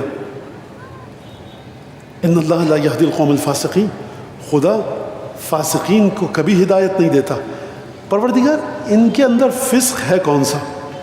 اب سنو ان کا فسق قرآن کی زبان سے، ہم الذین، یہ کون لوگ ہیں جن کے لیے رسول خدا بھی استغفار کریں نا تو خدا معاف نہیں کرے گا؟ یہ ہیں کون؟ ایک خصوصیت بتائیے خدا نے، بقیہ خدا نے نہیں بتائی۔ یعنی کیا مطلب ہے اس کا؟ میری سمجھ میں یہ آتا ہے خدا نے کہا دیکھو اتنا معمولی سا گناہ کیا لیکن چونکہ ہمارے رسول کی بارگاہ کے خلاف کیا اب یہ کبھی بخشے نہیں جا سکتے، لاکھ پیشانیاں رگڑتے رہیں، لاکھ طواف کرتے رہیں، لاکھ عبادتیں کرتے ہیں، ان کے دل میں بیماری ایسی ہے کہ ہم ان کو معاف نہیں کریں گے۔ یہ آخر کہتے کیا ہیں، یہ کرتے کیا ہیں؟ ہم الذین یقولون، یہ کہتے ہیں آپس میں بیٹھ کر لا تنفقوا علی من عند رسول اللہ، جو رسول خدا کے پاس غریب مسکین بیٹھے ہیں نا بیچارے، ان کو جا کر صدقہ خیرات مت دو حتی ینفضوا من حولہ، یہاں تک کہ رسول کو چھوڑ کر چلے جائیں۔ اب ذرا سا آ جائیے 2022 میں، بھائی رسول کے پاس بیٹھے ہیں، غریب مسکین جو صحابی ہے بیچارہ اور رسول کے پاس بیٹھا ہے نہ آ کر کہ کوئی رسول کے پاس افطاری لے کر آئے گا، کوئی نظر نیاز لے کر آئے گا۔ اچھا مدینے کے مسلمان آج تک میری سمجھ میں آ نہیں سکے کہ جس مدینے میں رسول بھوکا سوئے اور رسول یہ فرمائے کہ جو پیٹ بھر کے سوئے اور اس کا پڑوسی بھوکا ہو تو وہ صبح اس حال میں کرے گا کہ اس کا اسلام گیا، ایمان گیا۔ یہ کیسے مسلمان تھے کہ رسول فاقوں میں ہے اور ان کی سمجھ میں نہیں آ رہا، یہ خود تمام کھانے کھا رہے ہیں؟ عجیب مسئلہ ہے، میری سمجھ میں نہیں آتا کہ ان کا ایمان کس مقام پر تھا، ان کا اسلام کس مقام پر تھا۔ بہرحال انہوں نے یہ کہا، ان منافقین نے، ان فاسقین نے، کہ جو رسول کے پاس غریب مسکین بیٹھتے ہیں نا بیچارے، اس امید پر کہ کوئی رسول کے پاس کھجور لے آئے گا، جو کی روٹی لے آئے گا، رسول کو دے گا، رسول ہم کو دیں گے تو ہم کھا لیں گے. تو دیکھو ان کی مدد مت کرو. جب یہ دیکھیں گے اب رسول کے پاس کچھ نہیں آ رہا تو یہ رسول کو چھوڑ کر چلے جائیں گے. آیت کا جملہ سنو عزیزان گرامی، آیت یہ نہیں کہہ رہی کہ رسول کو صدقہ دینا بند کرو. آیت کہہ رہی ہے یہ لوگ یہ کہتے ہیں کہ رسول کے پاس جو بیٹھا ہے نا کسی اچھی چیز کی امید میں، اس کو صدقہ خیرات مت دو. سوچا آپ نے کہ جو رسول کی بارگاہ میں موجود ہے، اگر اس کے پیچھے جا کر آپ یہ سازشیں کریں کہ دیکھو جو رسول کے پاس ہے اس کو کھانا پینا مت دو، اس کی مدد مت کرو، خدا ان کے گناہوں کو کبھی نہیں بخشے گا، تو سوچو جو رسول کے بارے میں یہ سوچ رکھتا ہو خدا اس کو جہنم کے کس درے میں منہ کے بل ڈالے گا. توجہ کی آپ نے کہ یہ رسول کی عظمت، جب رسول کی اتنی عظمت ہے تو اب یہاں سے آپ کو امامت کی عظمت سمجھ میں آئے گی. اب یہاں تک بات تو واضح ہو گئی نا کہ رسول کے پاس ہاں. اب چلیے کہ سلسلہ دوسرا، پروردگار عالم نے جو واقعہ بیان کیا نا قرآن میں عالم غیب کا، جہاں کوئی نہیں تھا. کوئی نہیں سے مطلب ہم اور آپ نہیں تھے، ورنہ جو لوگ وہاں تھے وہ تھے. کیا کہا؟ پہلا تو عالم ذر ہے کہ ہم نے عالم ذر میں سب کی نسلوں کو نکال کر کہا کہ بھائی الستو بربکم قالوا بلا، بتاؤ میں خدا ہوں کہ نہیں ہوں، تمہارا رب ہوں کہ نہیں؟ سب نے کہا ہیں. ایک واقعہ یہ. دوسرا واقعہ جو خدا نے بتایا جناب آدم کا، کہ 8-10 جگہ یہ خدا نے قرآن مجید میں اس واقعے کا ذکر کیا. اور میں آج یہ نہیں بتاؤں گا آپ کو کہ ہماری منزل گفتگو کہاں جائے گی. میں یہ بتانا چاہتا ہوں کہ ہماری منزل گفتگو وہاں جائے گی کہ جہاں آدم کا علم نہیں پہنچ سکا. جہاں آدم کا علم نہیں پہنچ سکا، قرآن کی واضح عبارت کے ذریعے یہ ثابت ہے. پروردگار عالم نے سورہ بقرہ میں ارشاد فرمایا، سورہ ہجر میں، سورہ طٰہٰ میں، نہ جانے 8-10 جگہوں پر تو میں دیکھ سکا، اور کوئی جس کا مطالعہ مجھ سے بہت بہتر ہوگا وہ بتا سکے گا کہیں اور جگہ پہ کہا ہے کہ نہیں کہا. ایک درود پڑھیں محمد آل محمد.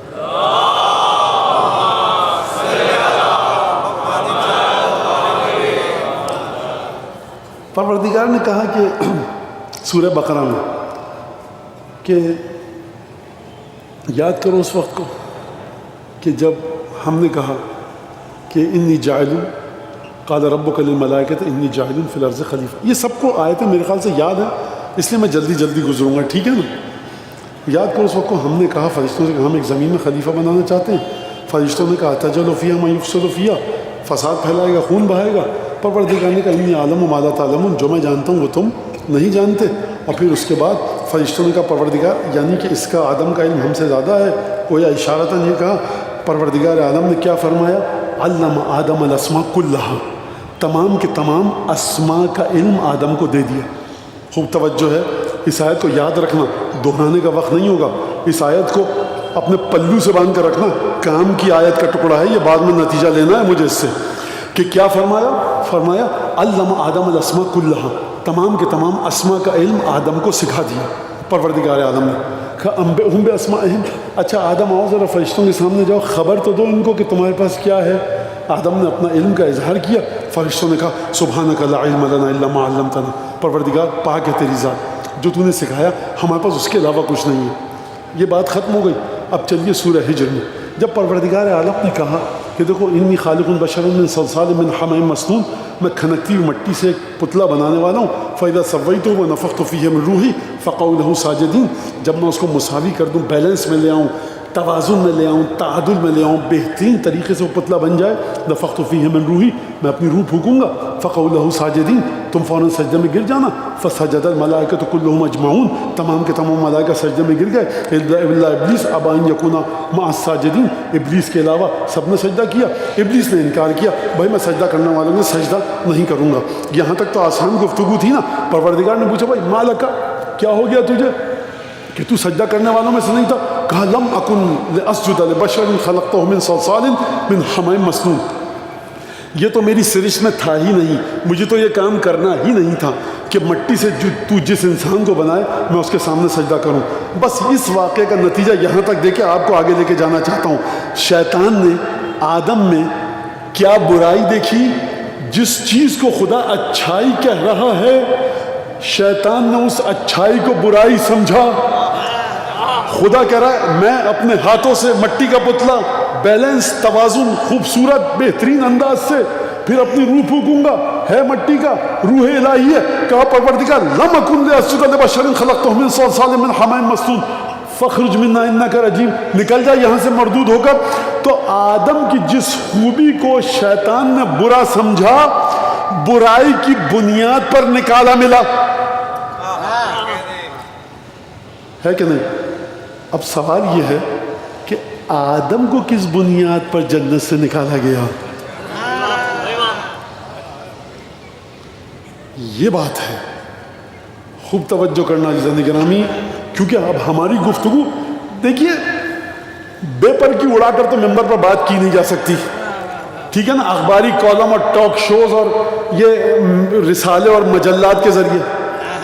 امامت پر گفتگو ہے, جس کے منہ میں جو آئے بے تکے امام کی خصوصیات کو بیان کرتا رہے. امامت کے لیے سمجھنا کتاب الحجت میں جا کر امام رضا کا خطبہ پڑھو جو خراسان میں دیا تھا.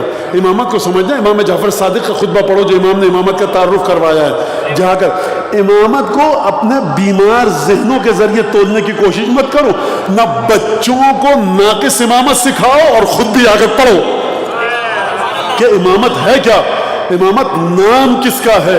امامت نام ہے ارادت الرب تہبط من بیوتکم ومقادیر الامور تصدر من بیوتکم. خدا کا ارادہ آپ کے گھروں پہ نازل ہوتا ہے اور ہر چیز کی مقدار آپ کے وجود سے نکل کر جاتی ہے. یہ ہے امامت کا مسئلہ. تنزل الملائکہ, ملائکہ نازل ہوتے ہیں. لہٰذا اس بات کو سمجھنا ہے جب تک آدم کی گفتگو خدا کے ساتھ سمجھ میں نہیں آئے گی, ہماری جو اگلی گفتگو امامت پر ہے وہ سمجھ میں نہیں آ سکے گی. لہٰذا میں نے آپ کے سامنے کیا کہا, شیطان کو تو سمجھ میں آ گیا کہ آدم کے ساتھ ٹھن گئی تھی, تو شیطان نے آدم کی اچھائی کو, جس کو خدا کہہ رہا ہے یہ خوبی ہے, کہہ رہا میں تو نہیں مانتا. خلقتنی من نار وخلقتہ من طین, اس کو مٹی سے بنا مجھے آگ سے, انا خیر منہ, میں اس سے بہتر ہوں. تو کہہ رہا ہے اے شیطان کہ میں بہتر ہوں, دیکھ تو تیرا خدا کیا کہہ رہا ہے. توجہ فرمائی آپ نے. لہذا خدا آدم کی جس چیز کو خوبی, اچھائی, خوبصورتی بیان فرما کر بتا رہا ہے, شیطان اسی چیز کو برائی کر رہا ہے. اب آپ کی سمجھ میں آیا کہ جب بھی خدا کی فکر کے ساتھ کسی کی فکر نہیں جڑے گی وہ اسی طرح سے بھٹکتا رہے گا. یہاں تو آپ کی بات سمجھ میں آیا. اب میرا سوال پھر دہراؤں گا, یہ آدم کو کیسے نکالا گیا؟ آدم نے کس کے سامنے ٹکر لی تھی آ کر؟ آدم کو کیا چیز نظر آئی تھی کہ آدم نے کہا کہ میں ان کو سجدہ نہیں کرتا, میں ان کی بات نہیں مانتا؟ بھئی کیا ہوا تھا؟ قرآن کے پاس چلیے, لا تقرب هذه الشجرة فتكون من الظالمین. دیکھو اس درخت کے قریب بھی مت جانا, ظالمین میں سے ہو جاؤ گے. ظالمین کی خصوصیت کیا ہے کہ وَلَوْ أَنَّهُمْ إِذْ ظَلَمُوا أَنفُسَهُمْ, جس نے بھی ظلم کیا وہ آئے رسول کے پاس. یہ جو کہا جاتا ہے آدم کی عصمت باقی رہی یا نہیں رہی, خدا نے آدم کو فاسق نہیں کہا, خدا نے آدم کو فاسق نہیں کہا, خدا نے آدم کو ظالمین میں سے کہا, اور آدم نے اپنے آپ کو خاسرین, گھاٹا اٹھانے والوں میں سے کہا. اصا آدم ربہ فغوا, وہ آیت الگ ہے, اس پر پھر بعد میں بات ہوگی. اس وقت اس آیت پر گفتگو ہو رہی ہے کہ پروردگار عالم نے کہا دیکھو لا تقرب هذه الشجرة فتكون من الظالمین, اس درخت کے نزدیک مت جانا ورنہ ظالمین میں سے ہو جاؤ گے. فدلہما الشیطان بغرور, شیطان نے دھوکہ دیا. فازلہما, آدم اور حوا کو بہکایا. سورہ طہ میں کیا فرمایا پروردگار عالم نے؟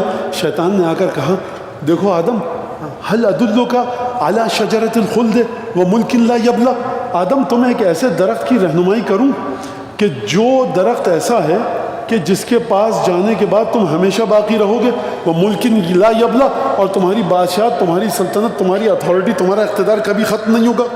شجرۃ الخلد یعنی ہمیشہ باقی رہو گے, وہ ملک لا یبلا, ملک یعنی بادشاہت یعنی سلطنت یعنی ٹیریٹری یعنی اقتدار, تمہارا اقتدار کبھی ختم نہیں ہوگا, وہ کبھی پرانا نہیں ہوگا, بوسیدہ نہیں ہوگا, گھسے گا نہیں تمہارا اقتدار.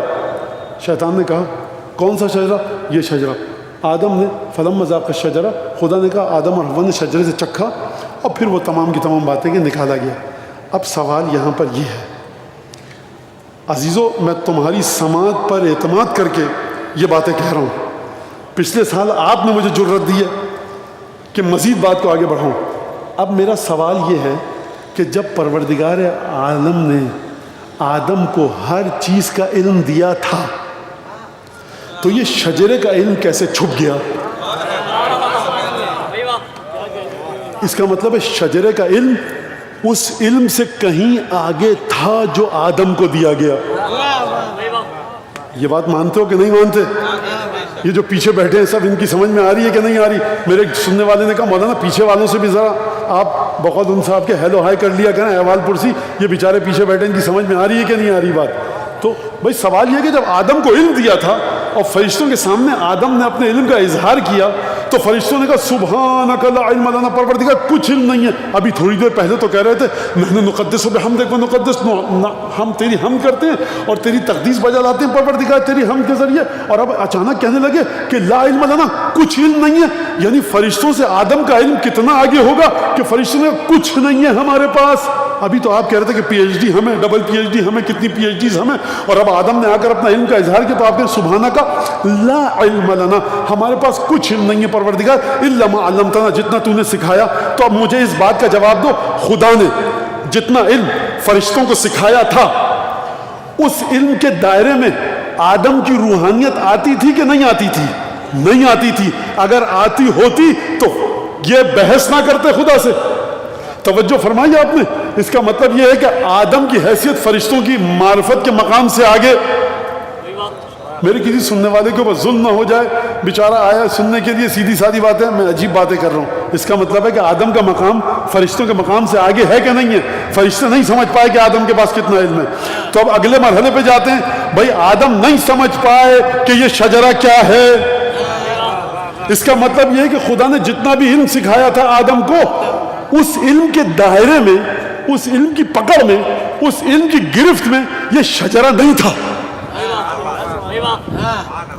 دوسری چیز، آدم کو یہ نہ کہے کہ آدم کی برائی فرما رہا ہے خدا قرآن میں، یہ آدم کی تعریف ہے. کیسے؟ سنیے. اگر آپ کو میں بدبودار متعفن سڑان جس میں اٹھ رہی ہو کھانے میں وہ لا کے دوں اور کہوں کہ بہترین کھانا کھائیے، آپ کے مولانا میری آنکھیں بھی دیکھ رہی ہیں، میری ناک بھی سونگھ رہی ہے، میں نے ہاتھ بھی لگایا ہے اور میں نے چکھا بھی ہے، میرے پانچوں کے پانچوں حواس کہہ رہے ہیں یہ کھانا سڑ چکا ہے. میں آپ کو بے وقوف نہیں بنا سکتا کیونکہ آپ کے علم کے دائرے میں وہ متعفن کھانا ہے.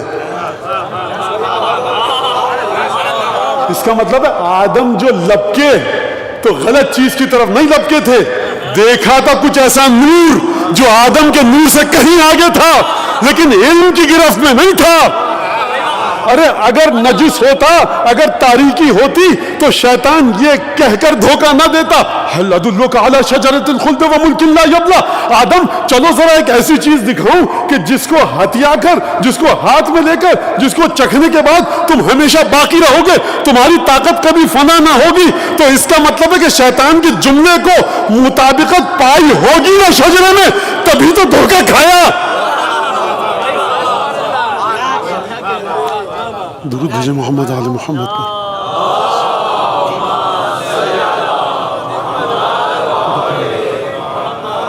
محمد والے محمد صلوات.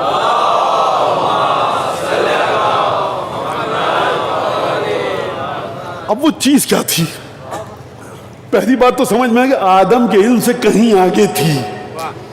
دوسری چیز، اس میں کوئی نجاست نہیں تھی، اس میں کوئی غلاظت نہیں تھی، اس میں کوئی گندگی نہیں تھی، اس میں کوئی عیب، نقص، خامی نہیں تھی. جبھی تو شیطان کے جملے کے ساتھ جوڑ کر آدم نے دیکھا تو آگے بڑھ گئے. شجرۃ الخلد وملک لا یبلی. گئے چکھا، خدا نے کہا جنت سے باہر تشریف لے جائیے. جب جنت سے باہر آدم گئے، یہ جناب آدم کی توہین نہیں ہے، یہ تعریف ہے پورا واقعہ. یاد رکھنا بھائی، اگر آپ نور کو دیکھ کر نور کی طرف لپکے اور آپ کا ہاتھ جل جائے تو بے احتیاطی آپ نے کی نا.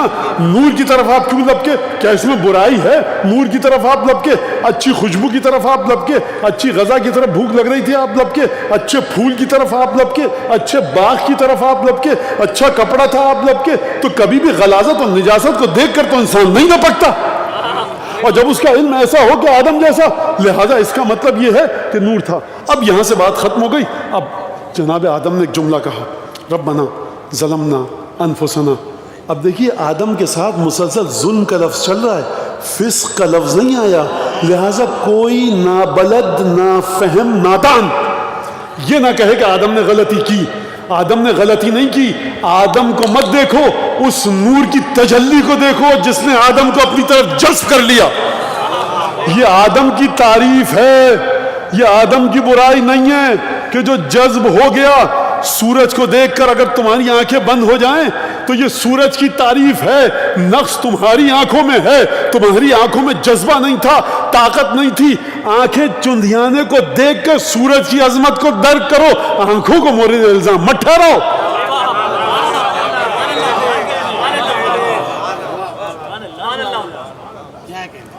ایک درود پڑھ محمد آل محمد.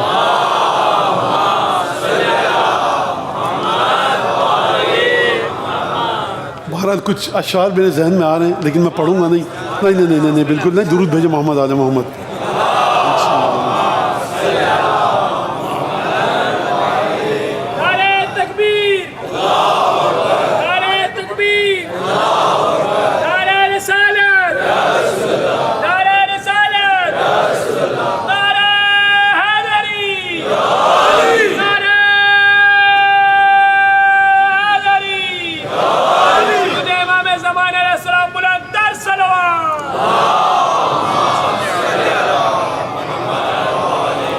اب آدم نے ایک کام کیا, ربنا ظلمنا انفسنا, ہم نے اپنی جانوں پر ظلم کیا.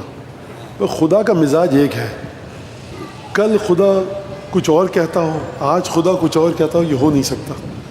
تو جب خدا نے ایک معیار دے دیا کہ دیکھو وَلَوْ أَنَّهُمْ ظَلَمُوا أَنفُسَهُمْ, جو بھی اپنی جانوں پر ظلم کرے وہ آئے محمد مصطفیٰ کے پاس.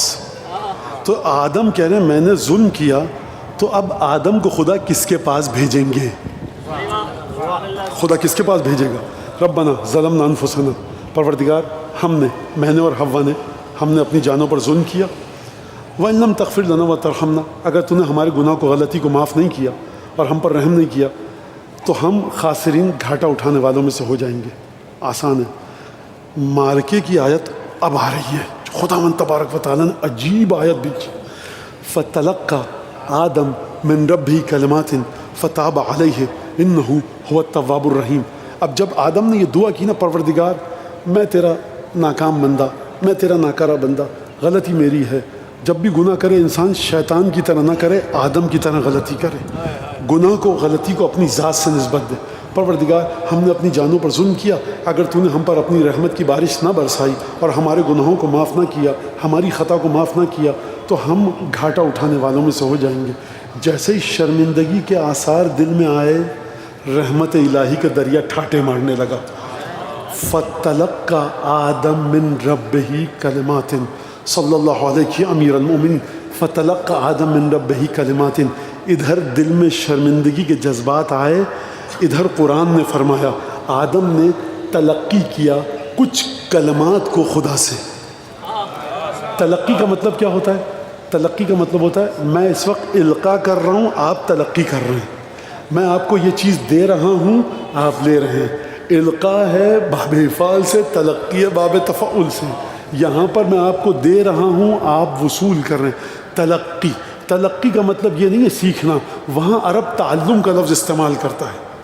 تلقین کا لفظ الگ ہے, تعلم کا لفظ الگ ہے. تلقی کا مطلب یہ ہے کہ بس وصول کر لیا آدم کی روح نے کچھ کلمات کو.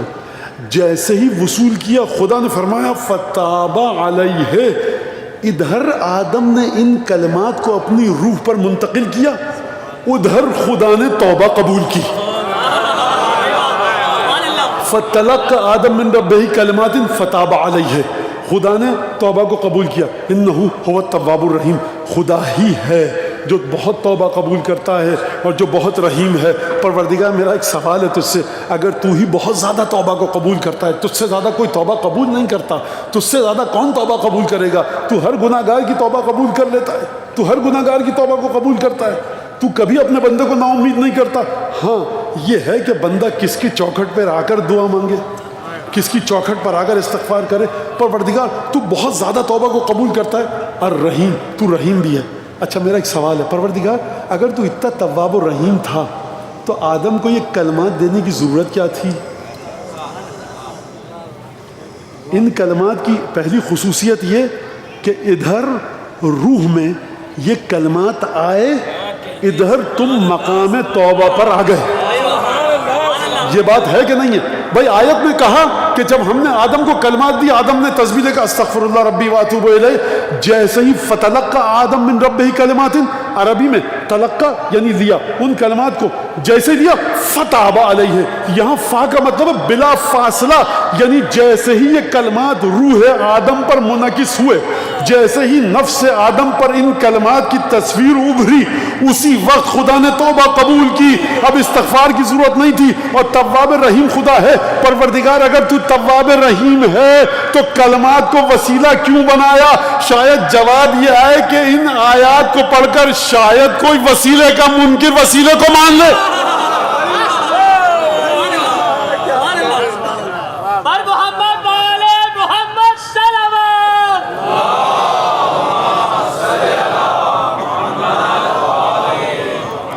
فتلقى آدم من ربہ کلمات فتاب علیہ. تو پہلی خصوصیت کلمات کی کیا ہوئی؟ ادھر روح پر یہ کلمات آئے، ادھر توبہ قبول ہوئی. دوسری خصوصیت کیا ہے؟ دوسری خصوصیت یہ کہ ان کلمات کی سطح، ان کا لیول شجر خلد کی طرح ہونا چاہیے. آدم کو علم دیا تھا خدا نے، شجر خلد کو نہیں سمجھ سکے یہ شجرہ ہے کیا، علم سے باہر تھا نا تبھی تو نہیں سمجھ سکے. بھائی آپ نے مجھے سکھایا، ڈاکٹر صاحب نے، آپ نے کہا مولانا انجیکشن ایسے لگتا ہے، ڈرپ ایسے لگتی ہے. اب کسی نے آ کر کہا کہ سرجری کیجئے، میں کہوں گا میرے پاس یہ علم نہیں ہے. تو آدم نہیں سمجھ پائے کہ شجرہ خلد ہے کیا، دھوکہ کھا گئے قرآن کی آیت کے مطابق. دوسری بات اسی سے ملتی جلتی بات، خدا نے کلمات دیے، آدم نے اب وصول کیے ہیں. خدا نے جب فرشتوں کے سامنے تمام اسما کا علم دیا تھا، اگر یہ کلمات جن کے ذریعے توبہ قبول ہوئی ان اسما میں شامل ہوتے تو خدا یہاں نہ فرماتا. اب آدم نے وہ کلمات وصول کی ہے، یعنی یہ کلمات وہ ہیں جو آدم کے علم اسما سے بھی آگے ہیں. یہ بات ہے کہ نہیں ہے بھائی؟ اگر خدا نے آدم کو جو اسما کا علم سکھایا تھا، اگر اس علم کے دائرے میں یہ توبہ قبول کرنے والے کلمات ہوتے تو خدا آج یہاں کیوں کہتا تلقا؟ اب وصول کیا آدم نے، جیسے وصول کیا تو ویسے ہی توبہ قبول ہو گئی. تو اس کا مطلب یہ کہ اس کلمات کی خصوصیت شجرہ خلد کی طرح تھی. نہ شجرہ خلد دائرہ علم آدم میں، نہ کلمات آدم کے علم کے دائرے میں. دوسری چیز، شجرہ خلد میں ایسی خوبصورتی تھی، شجرہ خلد میں ایسی رعنائی تھی، شجرہ خلد میں ایسی دلکشی تھی، شجرہ خلد میں ایسا حسن تھا کہ علم اسما رکھنے والا آدم بھی پھسل پڑا. یہ میں نہیں کہہ رہا، قرآن کی آیت فَأَزَلَّهُمَا، قدم ڈگمگا گئے، قرآن کی آیات ہے، قرآن کی آیت سے میں باہر نہیں جا رہا. اس کا مطلب ہے کہ آدم کا علم کام نہیں آ سکا حقیقت کو دیکھنے کے لیے. تو یہ کلمات بھی ویسے ہی ہیں نا، یہ کلمات بھی ویسے ہی ہیں. اب مسئلہ یہ ہے کہ جتنے گناہ گار مسلمان ہیں ان کی ایک ذمہ داری تو بنتی ہے کہ وہ شجرہ تھا کیا کہ آدم کا علم وہاں تک نہیں پہنچ سکا. اور یہ بتاؤ کہ یہ کلمات تھے کون سے کہ آدم کی توبہ قبول ہو گئی. سرکار جس کو وہ کلمات مل جائیں تو اس کی توبہ قبول ہوگی کہ نہیں ہوگی؟ اس کی توبہ پھر جتنا بھی گناہ کر لے اس کی توبہ خدا انشاءاللہ قبول کر کے رہے گا. درود بھیجیں محمد آل محمد.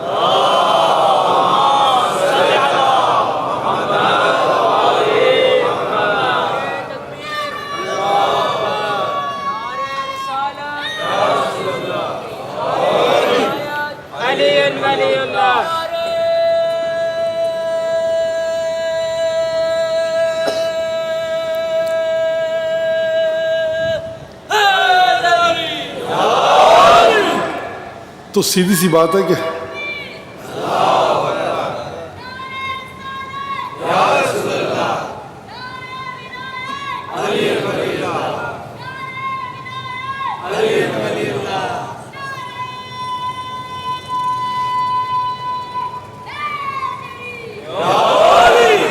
آپ کی مشکل کو ختم کروں میں سرکار، پریشان کیوں؟ ابھی تو آپ کے سامنے آیت پڑی، جو بھی ظلم کرے رسول کے پاس جائے. تو ابھی تک آپ نہیں سمجھ سکے کہ امام باقر علیہ السلام کی حدیث کے مطابق وہ نور تھا کس کا؟ بلند آواز سے امام باقر کا نام آیا، بلند آواز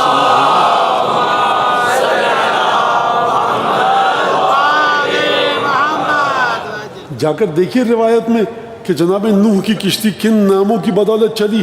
جا کر دعائے علقمہ پڑھیے کہ پروردگار کن 5 ہستیوں کے بارے میں فرما رہا ہے کہ ان 5 ہستیوں کو جو ہم نے علم دیا اپنے نام کا وہ کسی کو نہیں دیا. اب آپ سمجھے کہ 5ویں امام کی جو روایت ہے کہ آدم نے جس نور کو دیکھا تھا جو آدم کے علم سے کہیں آگے تھا وہ نور رسول اللہ ہونا چاہیے, کیونکہ رسول خدا سے بڑھ کر کسی کا نور نہیں ہے, رسول خدا سے بڑھ کر کسی چیز کی حقیقت نہیں ہے.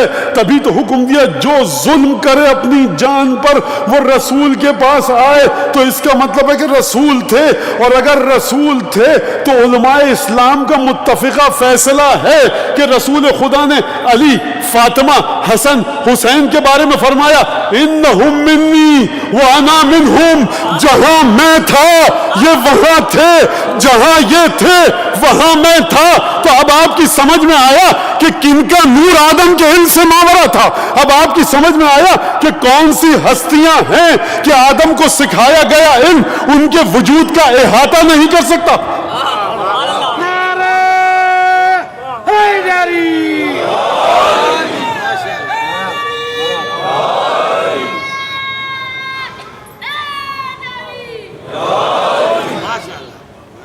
دعا علقمہ حتی فاق فضلهم فضل العالمین جمیعا.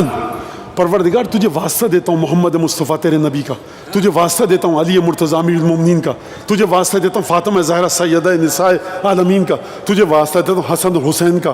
ان 5 کا واسطہ کیوں دعا علقمہ میں؟ کیونکہ پروردگار ان کے پاس تو نے اپنا وہ اسم اعظم رکھوایا ہے جو کسی کے پاس نہیں رکھوایا. کسی کا مطلب پتہ ہے؟ کبھی مت سمجھنا کسی مولانا آیت اللہ کی بات ہو رہی ہے. کبھی خدا کے لیے اس گمراہی میں مت چلے جانا. یاد رکھنا یہ امامہ تو کیا, مراجے کے امامے اگر امیر المومنین کی نالین صاف کرنے کے قابل ہو جائیں تو مراجے ہمارے اور آپ کے خوشی سے ان کے دل کی حرکت بند ہو جائے. سانپ کیوں سونگ گیا؟ تم لوگ اس حد تک جا چکے ہو دور کہ آئمہ کی فضیلت جب بیان کی جاتی تو سوچو تو کس کو نہیں چلا. ارے کوئی آئمہ پنجتن کے آگے کون ٹک سکا؟ 12 اور 14 اور 5 کے آگے حیثیت کس کی ہے؟ محمد وآل محمد بلند تر سلوات.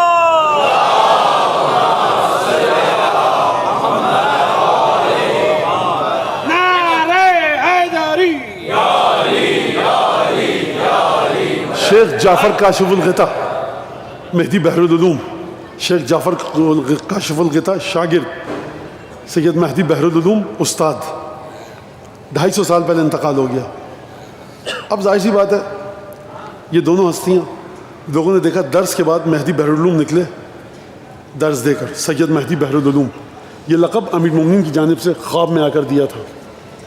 شیخ جعفر کاشف الغطا نے اپنے امامہ کی تحت الحنک کھولی, مہدی بحر العلوم سید مہدی بحر العلوم کی نالن اٹھائی اور اس سے صاف کی. کہا یہ کیا کر رہے ہو؟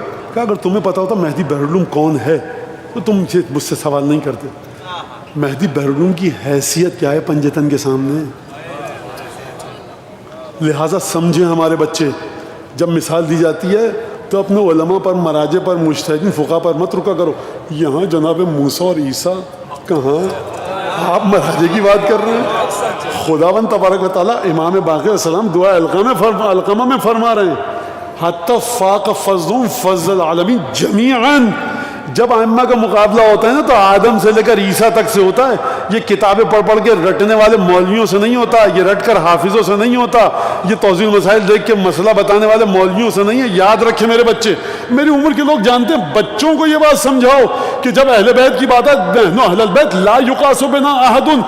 جب کسی انحراف کو سمجھنا ہے دیکھ لینا, اگر امام کے نزدیک کوئی کسی کو بھی لائے منحرف ہے, چاہے سر پر امامہ ہو چہرے پر داڑھی ہو.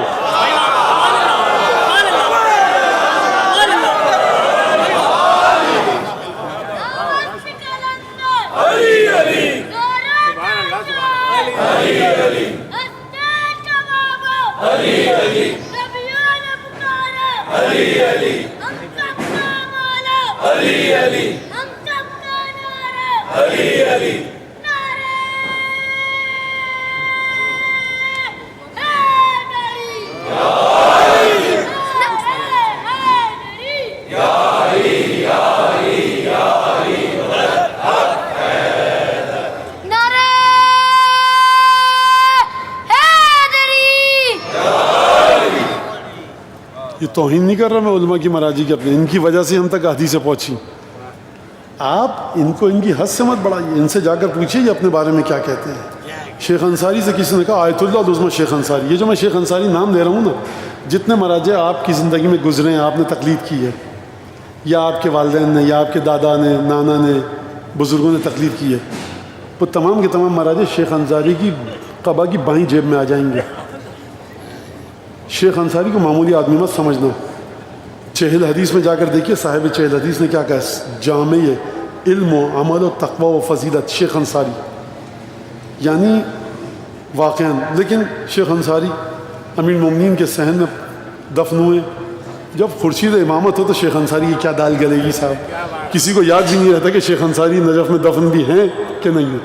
شیخ انصاری سے کسی نے کہا کہ سرکار آپ جب آتے ہیں تو آپ زیارت کر کے چلے آتے ہیں مولا کے حرم کی، آپ اس وقت آیا کیجیے تاکہ جب زائرین کا ازدحام ہو. 1864 میں انتقال ہو گیا. کہا کہ آپ آیا کیجیے اور آپ چوکھٹ کو چومتے ہیں جناب امیر کی. زائرین ہوں تو اچھی بات ہے، ان کو تعلیم بھی ہوگی، آپ کو زیارت تو کرنی ہے، آپ کو چوکھٹ چومنی ہے تو آپ اس وقت زیارت کر لیا کیجیے آ کر. ان کو بتائیے تاکہ کہ چوکھٹ کو چوم کے یہ بھی جائیں. آپ چوم تو رہے نا، 2 گھنٹے بعد آ کے چوم دیجیے. کہا کہ دیکھو میں جو چومتا ہوں یہاں پہ پہلی بات تو یہ کہ میں مولا علی کی چوکھٹ سمجھ کے نہیں چومتا، ہمارا چومنا ہی غلط ہے اس چوکھٹ کو. پوچھنے والا پریشان کیوں؟ کہا اس چوکھٹ کو حق ہے ابو الفضل عباس کو چومنے کا. کہا کہ میں جو چومتا ہوں اس چوکھٹ کو تو امیر المومنین کی نیت کر کے نہیں چومتا، میں چومتا ہوں کہ امیر المومنین کے زائرین کے قدم کے نشان یہاں پر ہیں اس کو چوم رہا ہوں. تو آپ کو سیکھنا امامت کو تو ان علماء سے سیکھیے. آپ کو سمجھنا ہے کہ امامت کیا ہے، حقیقت امامت کیا، ان سے سیکھیے. لہٰذا ہماری آج کی گفتگو ختم ہو گئی کہ رسالت اور حقیقت امامت. آدم کو سب سے پہلا واقعہ جو کیا پروردگار عالم نے تو امتحان لیا جب آدم کے ذریعے شیطان کا، تو شیطان کو نکالا آدم کو نہ ماننے کی وجہ سے، آدم کو نکالا اس نور تک جانے کی وجہ سے، شیطان کو مردود کہہ کر نکالا، فاسق کہہ کر نکالا، فاجر کہہ کر نکالا، گناہگار کہہ کر نکالا، نافرمان کہہ کر نکالا. آدم جب نکلے تو شرمندگی کے ساتھ نکلے، فسق کی مہر نہیں لگائی آدم پہ پروردگار عالم نے. آدم نے اپنے اوپر ظلم کیا تھا. کیا مطلب ظلم کیا تھا؟ اپنی حد سے آگے بڑھے تھے، چاہتے تھے کہ اس نور کو لے لے جو عظیم ترین نور ہے. یہ نور صرف پنجتن کا نور ہے جو ہر نور کی حدود سے بالا تر ہے. ہم کو اور آپ کو بچپن میں جو سکھایا جاتا تھا خدا کے نور سے پیدا ہوئے ہیں 5 تن، محمد اور علی اور فاطمہ اور حسین و حسن. درود بھیجیے محمد عالم.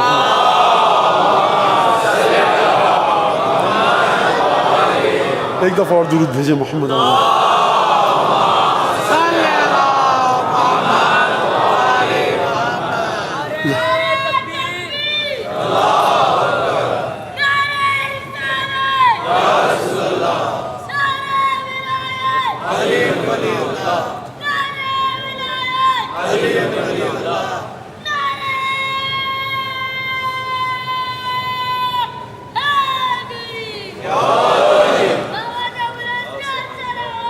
اللہم صلی علی محمد. یہ میں نے آپ کے سامنے قرآن کی آیت پڑھی. بھئی یا تو مانو کہ علم اسماء تھا یا نہیں تھا. اگر آپ کہیں گے نہیں تھا تو قرآن کی مخالفت، اور اگر تھا تو پھر شجرہ خلد کے بارے میں دھوکہ کیسے کھایا. تو یا تو مانو کہ علم اسماء کے دائرے میں شجرہ خلد آتا تھا یا نہیں آتا تھا. اگر کہو کہ آتا تھا تو پھر دھوکہ کیسے کھایا. مانو کہ نہیں آتا تھا تبھی دھوکہ کھایا. دوسری بات، شجرہ خلد نجاست تھی، غلاظت تھی، یا شجرہ خلد نور تھا، پاکیزگی تھی، طہارت تھی، سوائے نور کے کچھ نہ تھا، نور الہی تھا. اگر کون نجاست تھی تو آدم نجاست کی طرف لپکے کیسے؟ شیطان نے تصویر ایسی دکھائی ہوگی. اور اگر کون نور تھا تو کس کا نور تھا؟ وہ نور آدم کے نور سے کہیں آگے تھا. وہ نور آدم کے نور سے کہیں آگے تھا. اب اس نور کو سمجھنا ہے تو سورہ نور کی 33ویں آیت جا کر دیکھیے. اللہ نور السماوات والارض. اس نور کو سمجھنا ہے تو حضرت حجت کے بارے میں 12ویں امام کے بارے میں جو آیت آئی ہے وہ اشرقت الارض،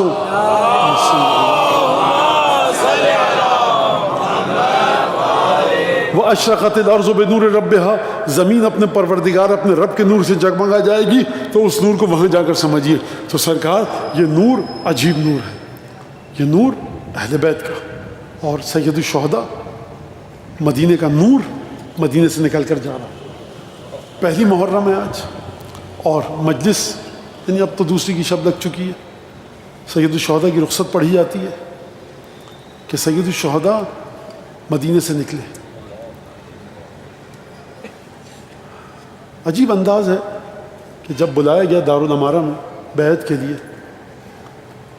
تاریخ میں جو آپ کی زبان زد خاص عام ہیں جملے، تاریخ نے انصاف نہیں کیا، تاریخ نے دیانتداری کے ساتھ اس واقعے کو نقل نہیں کیا جو دارالامارہ میں ہوا تھا. کچھ ایسے جملے تھے جو امام حسین نے اپنی زبان سے ادا نہیں کیے، مورخین نے امام حسین کی زبان پہ لکھ دیے وہ جملے اور اس زبان مبارک سے نقل کیے گئے. بہرحال ایک تاریخی بحث ہے، اس میں مجھے نہیں جانا. گفتگو ہوئی، کہا کہ بیعت کی درخواست تو کیا کہوں میں، بھارت بیعت کا نعوذ باللہ حکم آیا ہے. مولانا نے فرمایا جو مشہور واقعہ ہے کہ ایسا کام دن کی روشنی میں ہوتا ہے، رات کی تاریکی میں نہیں ہوتا. اور پھر واپس آئے. سید الشہداء اپنے ساتھ جوانان بنی ہاشم کو جو تاریخ میں ملتا ہے لے کر گئے تھے کہ اگر آوازیں ہماری بلند ہوں تو تم فوراً دارالامارہ میں اندر آ جانا، جو مورخین نے بیان کیا. بہرحال آئے اور 27 کا دن گزار کے 28 رجب کو شب جب لگ چکی تھی تو آپ نے مدینے کو مکے کی غرض سے چھوڑا. رسول خدا کی بیٹیوں کو، نواسیوں کو لیا، اپنی ایک پھوپھی جناب جمانہ جناب امیر المومنین کی ہمشیرہ اور بہن کو لیا اور ایک بہن کو مدینے میں چھوڑا. دیکھیے یہ جو واقعہ ملتا ہے یہ بڑا ملتا جلتا واقعہ ہے رسول خدا کی ہجرت سے، کہ جب رسول خدا نے مکہ چھوڑا، لیکن رسول خدا کے ساتھ رسول کی بیٹیاں نہیں تھیں، رسول خدا کے ساتھ خانوادہ نبوت کی مستورات نہیں تھیں، 6 مہینے اور 3-4 برس کے بچے اور بچیاں نہیں تھے. ان سب خواتین کو لے کر امام حسین علیہ السلام نکلے 28 رجب کو مدینے سے. مکے پہنچے 3 شعبان کو، اور اس کے بعد 3 شعبان کو مکے پہنچنے کے بعد 7 ذی الحج کو امام نے مکے سے خارج ہوئے. امام عمرے کو انجام دینے کے بعد اور کوفے کی جانب سفر کا ارادہ کیا. عزیزان گرامی، جب انسان کسی ایسی جگہ سے نکلتا ہے نا کہ جس سے اس کا دل بہت زیادہ جڑا ہوا ہو تو ایک گریے کی کیفیت طاری ہوتی ہے. انسان اتنی آسانی سے نکل کے نہیں آ پاتا. آپ نے دیکھا ہوگا، آپ ہی میں سے ہیں زائرین الحمدللہ، کہ جب مشہد جاتے ہیں نا تو امام رضا کی زری کو دیکھا، امام کے تمام مظلومیت یاد آئی، اس نے دخول لیا، زیارت پڑھی. اب رخصت، الوداع. اب الوداع کی زیارت جب پڑھتے ہیں نا آپ، الوداع کی زیارت پڑھی، بوسہ لیا، پیچھے آئے، زری کو دیکھا، دل نہیں چاہتا کہ زری کو چھوڑ کے جائے. مومنین کو دیکھا گیا، وہ دوبارہ جاتے ہیں، بوسہ دیتے ہیں، پھر واپس آئے. 7, 8, 10 دفعہ بعض مومنین یہ کام کرتے ہیں. امام حسین کی زری پہ جاتے ہیں آپ، مولا حسین کی زری، سید الشہداء، یہاں قتل گاہ، یہاں تلہ زر، نکلا نہیں جاتا نا باہر. جناب زینب کی زیارت پہ جاتا ہے انسان، وہ تمام واقعات نگاہوں کے سامنے آتے ہیں. بی بی کا روضہ، انسان بار بار جاتا ہے، زری کو بوسہ دیتا ہے، پھر آتا ہے، پھر دل نہیں چاہتا. اس جملے کو زیارت میں کیا کہا؟ فالنفس غیر راضیۃ بفراقک ولا شاکۃ فی حیاتک. مولا میرا جی تو نہیں چاہتا کہ آپ کی قبر کو چھوڑ کے جاؤں، کیونکہ مجھے یقین ہے کہ آپ زندہ. فالنفس غیر راضیۃ بفراقک.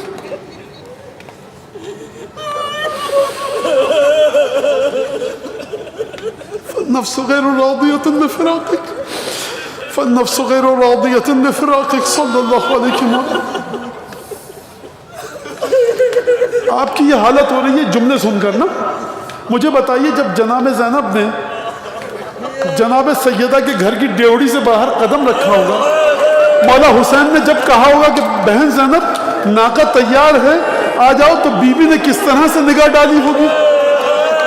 دروازہ دیکھ کر واقعات یاد آئے ہوں گے کہ نہیں آئے ہوں گے؟ جب پشت دروازے سے ڈیوڑی کی طرف بڑھی ہوں گی تو اپنا بھائی محسن یاد آیا ہوگا کہ نہیں آیا ہوگا؟ تم جب جاتے ہو زیارت کو تو بار بار دوڑ کر جاتے ہو، ایک دفعہ اور مولا رضا کی زری کو بوسہ دوں، دروازے کو بوسہ دوں، دوبارہ بوسہ دوں، تیبارہ بوسہ دوں، دل نہیں چاہتا چھوڑ کر آؤ. مجھے یہ بتاؤ کہ بی بی زینب نے کلیجے پہ کون سا پتھر رکھ کر اس گھر سے جدا ہونا گوارا کیا ہوگا؟ ایک دفعہ جب بی بی باہر نکلی ہوں گی کس طرح سے نکلی ہوں گی؟ عزیزوں یہاں پر ایک واقعہ ہوا. مولا حسین رسول خدا کی قبر مطہر پر گئے, بھیا حسن کی قبر پر گئے, تمام قبور مطہرہ سے رخصت ہو کر آئے. ایک واقعہ ملتا ہے, پھر نانی وہ ام سلمہ کے پاس گئے اور ایک شیشی دی. کہا نانی میں اپنی زبان میں کہوں کہ یہ وہ شیشی ہے جو اس جگہ کی ہے جہاں میں شہید ہوں گا. آپ دیکھیے گا جب اس شیشی میں تازہ خون جوش مارنے لگے تو سمجھ جائیے گا کہ آپ کا حسین اب شہید ہو گیا. ام سلمہ کی عظمت ہے یہ واقعہ کہ مولا حسین امانت سپرد کر کے گئے. آپ نے کبھی پڑھا کہ نانی سے اس ملاقات کے لیے زینب کو ساتھ لے کر گئے ہوں؟ اگر ام سلمہ نانی لگتی تھی امام حسین کی تو جناب زینب کی نانی بھی تو تھی نا. کبھی پوچھا آپ نے اپنے آپ سے کہ کیوں لے کر نہیں گئے؟ کس دل سے بتائے حسین زینب کے سامنے کہ اس شیشی میں میرا تازہ خون ٹھاٹے مارے گا؟ کس دل سے بتائے؟ زینب کو نہیں لے کر گئے, باہر چھوڑا. بس ایک دفعہ زینب کبریٰ کو ناقے میں بٹھایا. یہ کس کی رخصت ہے؟ یہ کس کی رخصت ہے؟ مورخین لکھتے ہیں کہ قافلہ جا رہا ہے حسین ابن علی کا مدینے سے مکے, مکے سے کوفے. ایک تنومند جوان ہے, پہلوان. کبھی گھوڑا دوڑاتا وہ حسین کے پاس جاتا ہے, پھر گھوڑا دوڑا کر اپنا زینب کے پاس آتا ہے. زینب کچھ کہتی ہے, پیغام لے کر حسین کے پاس جاتا ہے. یہ حسین کی بیٹیوں کے خیمے میں بھی جا سکتا ہے, یہ حسین کی بہنوں کے خیمے میں بھی جا سکتا ہے. یہ کون ہے جس پر حسین کو اتنا اعتماد ہے؟ جب کبھی کہیں پڑاؤ ڈالا جاتا ہے حسین اس کو حکم دیتا ہے. عجیب حسین کے بھروسے کا نوجوان ہے, خوبرو کڑیل جوان. کہا کون؟ ابو الفضل عباس اس رخصت میں ساتھ ہے. یہ کون ہے؟ ہم شکل پیغمبر. جب جناب زینب گھر سے نکلی ہوں گی, فاطمہ زہرا کی گودوں کی پالی آ رہی ہے, باری سے تطہیر آ رہی ہے. معمولی بات تو نہیں ہے نا. آپ کا دل کیا کہتا ہے کہ اکبر اپنے ذوالجناح پر موجود ہوں گے, اون محمد اپنی سواری پر؟ نہیں, یہ میرا جی کہتا ہے کہ سب کو پاس ہونا چاہیے. ایک دفعہ زینب نے عباس کے چہرے پر نگاہ ڈالی ہوگی, علی اکبر کے چہرے پر, اون محمد کے. 18 بنی ہاشم کے نوجوان جب زینب کو دکھے ہوں گے تو کس سکون کے ساتھ بیوی محمل میں تشریف فرما ہوئی ہوگی. مجھے پتا ہے کہ آپ اپنے منہ پر تماچے کیوں مار رہے ہیں. آپ کو 11 محرم یاد آ رہی ہے نا؟ مجھے یہ بتائیے, آپ کو 11 محرم یاد آ رہی ہے؟ جب زینب محمل میں بیٹھ رہی ہوں گی تو مولا حسین کو 11 محرم نہیں دکھ رہی ہوگی.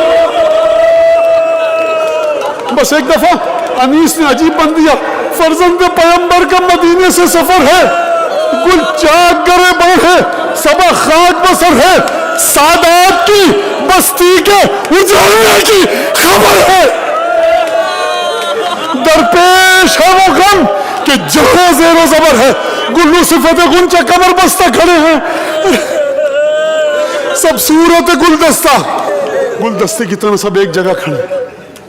انیس نے بند دیا, بس یہ بند پڑھوں گا, آپ کی زحمت تمام, اسی پر گریہ کرنا. یہ روایت نہیں ہے, کسی امام کا قول نہیں ہے. انیس نے منظر کھینچا ہے کہ حسین ابن علی کی ہمشیر محترم کا حق ادا ہو جائے. انیس فرماتے ہیں کہ جب زینب بیت الشرف سے باہر نکلی نا, پہنچی جو ہی ناقے کے قریب بنت پیغمبر. جیسے ہی زینب ناقے کے قریب آئیں, خود ہاتھ پکڑنے کو بڑھے سبت پیغمبر. کوئی ہاتھ نہیں پکڑے گا زینب کا, انیس کہہ رہے ہیں خود ہاتھ پکڑنے کو بڑھے سبت پیغمبر. فضا تھی زینب کی چادر مبارک کہیں رپٹ نہ جائے محمل میں, کہیں نالین میں رپٹ نہ جائے. فضا تھی سنبھالے ہوئے خود گوشہ چادر. محمل کا پردہ کون اٹھائے گا؟ تھے پردہ محمل کو اٹھائے علی اکبر. اب مجھے یہ بتائیے انیس کہ اون محمد کہاں پر ہیں؟ ماں بیٹھ رہی ہے نا, ماں کا احترام فرض ہے. انیس جواب دیں گے کہ جب علی اکبر زینب کی چادر کو اٹھائیں, جب فضا محمل کے پردے کو اٹھائے, جب حسین ہاتھ کو تھامے زینب کے, تو اب یہ اون محمد کی جگہ نہیں ہے. دادی کی کنیز فضا ہے اور یہاں ماموں حسین ہیں, علی اکبر ہیں. اب اون محمد کا مقام یہ ہے کہ ادب سے پیچھے کھڑے رہیں. انیس نے فرمایا فرزند کمر بستہ چپو راز کھڑے تھے. اون محمد دائیں بائیں اپنے سینے پر ہاتھ رکھ کر کھڑے تھے. فرزند کمر بستہ چپو راز کھڑے تھے. دوبارہ سنو اس بند کو. پہنچی جو ہی ناقے کے کریم دختر حیدر, خود ہاتھ پکڑنے کو بڑھے سبت پیغمبر. فضا تھی سنبھالے ہوئے خود گوشہ چادر, تھے پردہ محمل کو اٹھائے علی اکبر. فرزند کمر بستہ چپو راز کھڑے تھے. ایک ہستی کا ذکر آپ انیس سے کہیں انیس ایک ہستی کا تو ذکر ہونا چاہیے نا جو علی کی بہادری کا وارث ہے، جو علمدار کربلا ہے. زینب ناقے میں بیٹھ رہی ہے، یہ کیسے ہو سکتا ہے کہ عباس نہ ہو؟ کہا فرزند کمر بستہ چپ و راز کھڑے تھے. اس آخری مصرے کو بڑے حوصلے سے سننا. نالین اٹھا لینے کو عباس.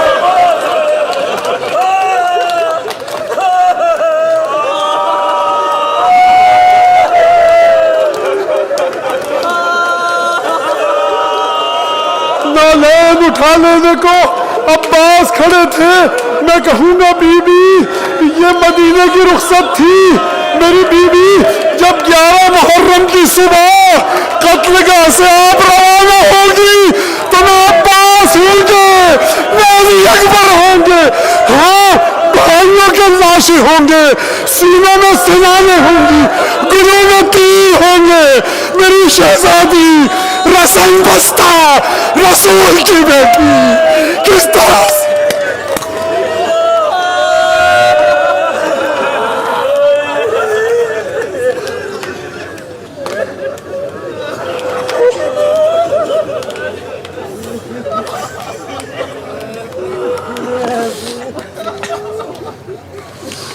اللهم كل وليك الحجة بن الحسن صلواتك عليه وعلى آبائه في هذه الساعة وفي كل ساعة وليا وحافظا وقائدا وناصرا ودليلا وعينا حتى تسكنه أرضك طوعا وتمتعه فيها طويلا.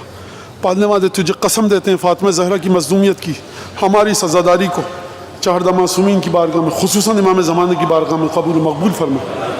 پروردگار حضرت حجت کے دل سے ہر دکھ کو دور فرما، ہر خوشی عطا فرما، ہمیں ان کے انصار اعوان میں شامل فرما.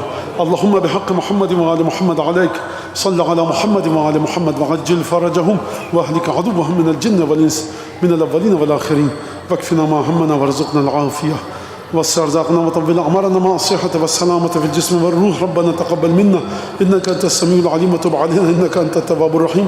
دعاؤں کی قبولیت کے لیے، حضرت حجت کے ظہور میں تعجیل کے لیے، حضرت حجت کے دل کی تسلی کے لیے، عزاداری کی قبولیت کے لیے، بلند آواز سے محمد آل محمد کے لیے درود بھیجیے.